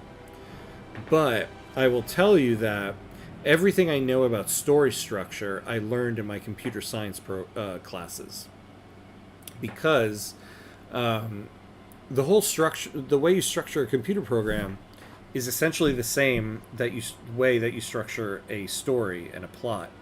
And it's something that I think a lot of artists, like, it hurts their ears to hear, because computer programming is such a science, and writing is such an art, but it's the same thing essentially. You have a main objective, you have a main function, and then you create smaller modules or smaller goals, and they all lead up to the main objective in some way. And at the end of the story, you return everything to zero, right? And so I would say that nobody would ever be able to tell me that you're going to learn story structure from a computer science class, from a programming class. And so I think this was an experience I had in undergrad, but I found that this is really the case when you get to a more advanced degree. They're going to give you information, and you make with it what you will. You have to find what you're going to do with that and forge your own way forward, really, which is freeing and daunting at the same time. Here's a pen and paper. Good luck. Yeah. That's essentially what it basically is. Yeah. Here's a pen and paper. Here's some information. Now, what are you going to do, right? You should be of a level now that you should be able to figure it out. I enjoy the hands-off research more than the regimented do it like that. Read these books, period of my undergrad years. I'd love to be a researcher. I can't wait to advance to the deeper levels. I get bored easy because I already know most of the stuff they recycle. I am hopeful for the future, but I need to beat my laziness and lack of discipline. Yeah, I hear you on that one. Now that I'm a professor, I'll tell you, your professors are also, they know this mindset as well. Oh, bedtime now. Work done for the night. Next battle tomorrow. Then Max. Yeah, thanks for hanging out, Obsidian. I appreciate it. Thanks for coming back. Yeah, next time I'm on is on Monday. We'll be doing some Victoria 3. Yeah, so subscribe on the YouTube or follow on Twitch, and you'll get the alert to when I'm on. But I'll be on Monday with some more Victoria 3. Anytime's my summertime now. Just write me. Don't stress out if I'm offline. We'll catch up eventually. Aw. I love it. You guys made friends. You guys made friends after all. Yeah, the one thing, though, I think, too, is that your professors are also kind of the mindset of, like, I can give you information. You have to make with it what you will. Whereas I think when you're a student in college, you kind of think, like, my professors are supposed to teach me what I need, what I need to know and show me where to go. And it's like, the secret is we don't know where you're supposed to go with this. I teach mainly non-theater majors. I think the information I'm giving them will be useful, but it's up to them to decide how it will be useful. I can't tell them how the information I have to give them is going to help them in their nursing degree or their economics degree, but I know it will be useful in some way. It's up to them to figure that out, though. And I think that's the thing that's kind of scary for students because through high school, you've been handheld for so long, and now in undergrad, and then especially after you get beyond undergrad, your hand isn't being held anymore. You gotta figure it out. You're just being given information. You gotta figure out what to do with it.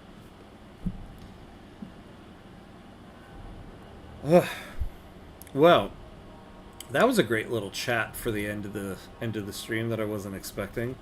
I love it. Would you like some time to teach us some theater sometime? I'm well versed on most subjects, theater not so much. Although being Greek means and learn anything new from the Antigone we spoke of. Yeah. Yeah, I would love that. Actually, it would be really cool to find out, like, in Greece, how are the Greeks taught? Because I can tell you, in the United States, you learn about the Greeks to no end. It is the beginning of every theater course, the Greeks. So that would be cool. Some streamers break the routine and hold different events. You're gonna have a theater class event someday. That's not a bad idea. do one of my theater lectures on my stream. Maybe I will do that. Set up a. I was always like, if I don't know if I would ever do a just chatting on Twitch. Like, what would I chat about? Maybe that's what I'll chat about. Maybe that's what I'll do. Yeah. Yeah, I have a whole lecture I do on the Poetics that you'll probably know very well. Aristotle's Poetics. Oh, Antigone is taught in high school, for example. I love that. I love in Greece, Antigone is taught in high school. For me, it was taught in undergrad, and I loved it, and just fell in love with Greek theater from there. Yeah, maybe something I'll think about. My semester is starting up in a few weeks, so maybe I'll do my lectures. I'll do a day of lecture on stream as they coincide with my semester. That would be fun. All right, though, I should probably wrap this up. Wow, there's people still watching all of this. Look at that. I appreciate it. I appreciate it, everybody. All right. Yeah, that's going to be it for tonight. We failed again, but we've... Speaking of theater, we'll quote Samuel Beckett here. Paraphrase a Samuel Beckett quote. We failed, but we failed better. So next time, maybe we'll succeed. That'll be it for tonight. So the next time I'm going to be on will be on Monday.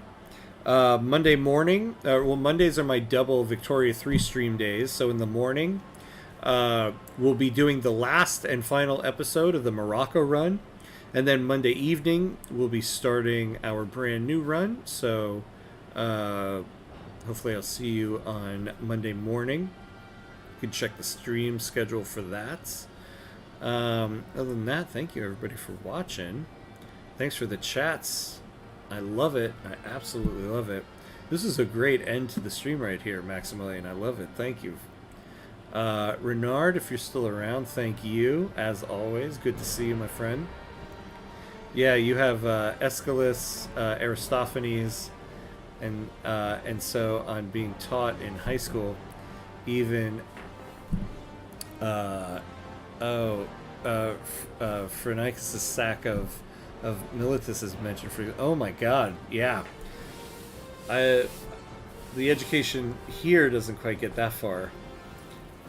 So I love that in Greece. Yeah, you really go in deep on that. All right, yeah, that's gonna be it though. So thank you everybody. Have a good rest of your night, and as always, be awesome. I'll see you next time. See you next time, Maximilian. Thanks for the chats.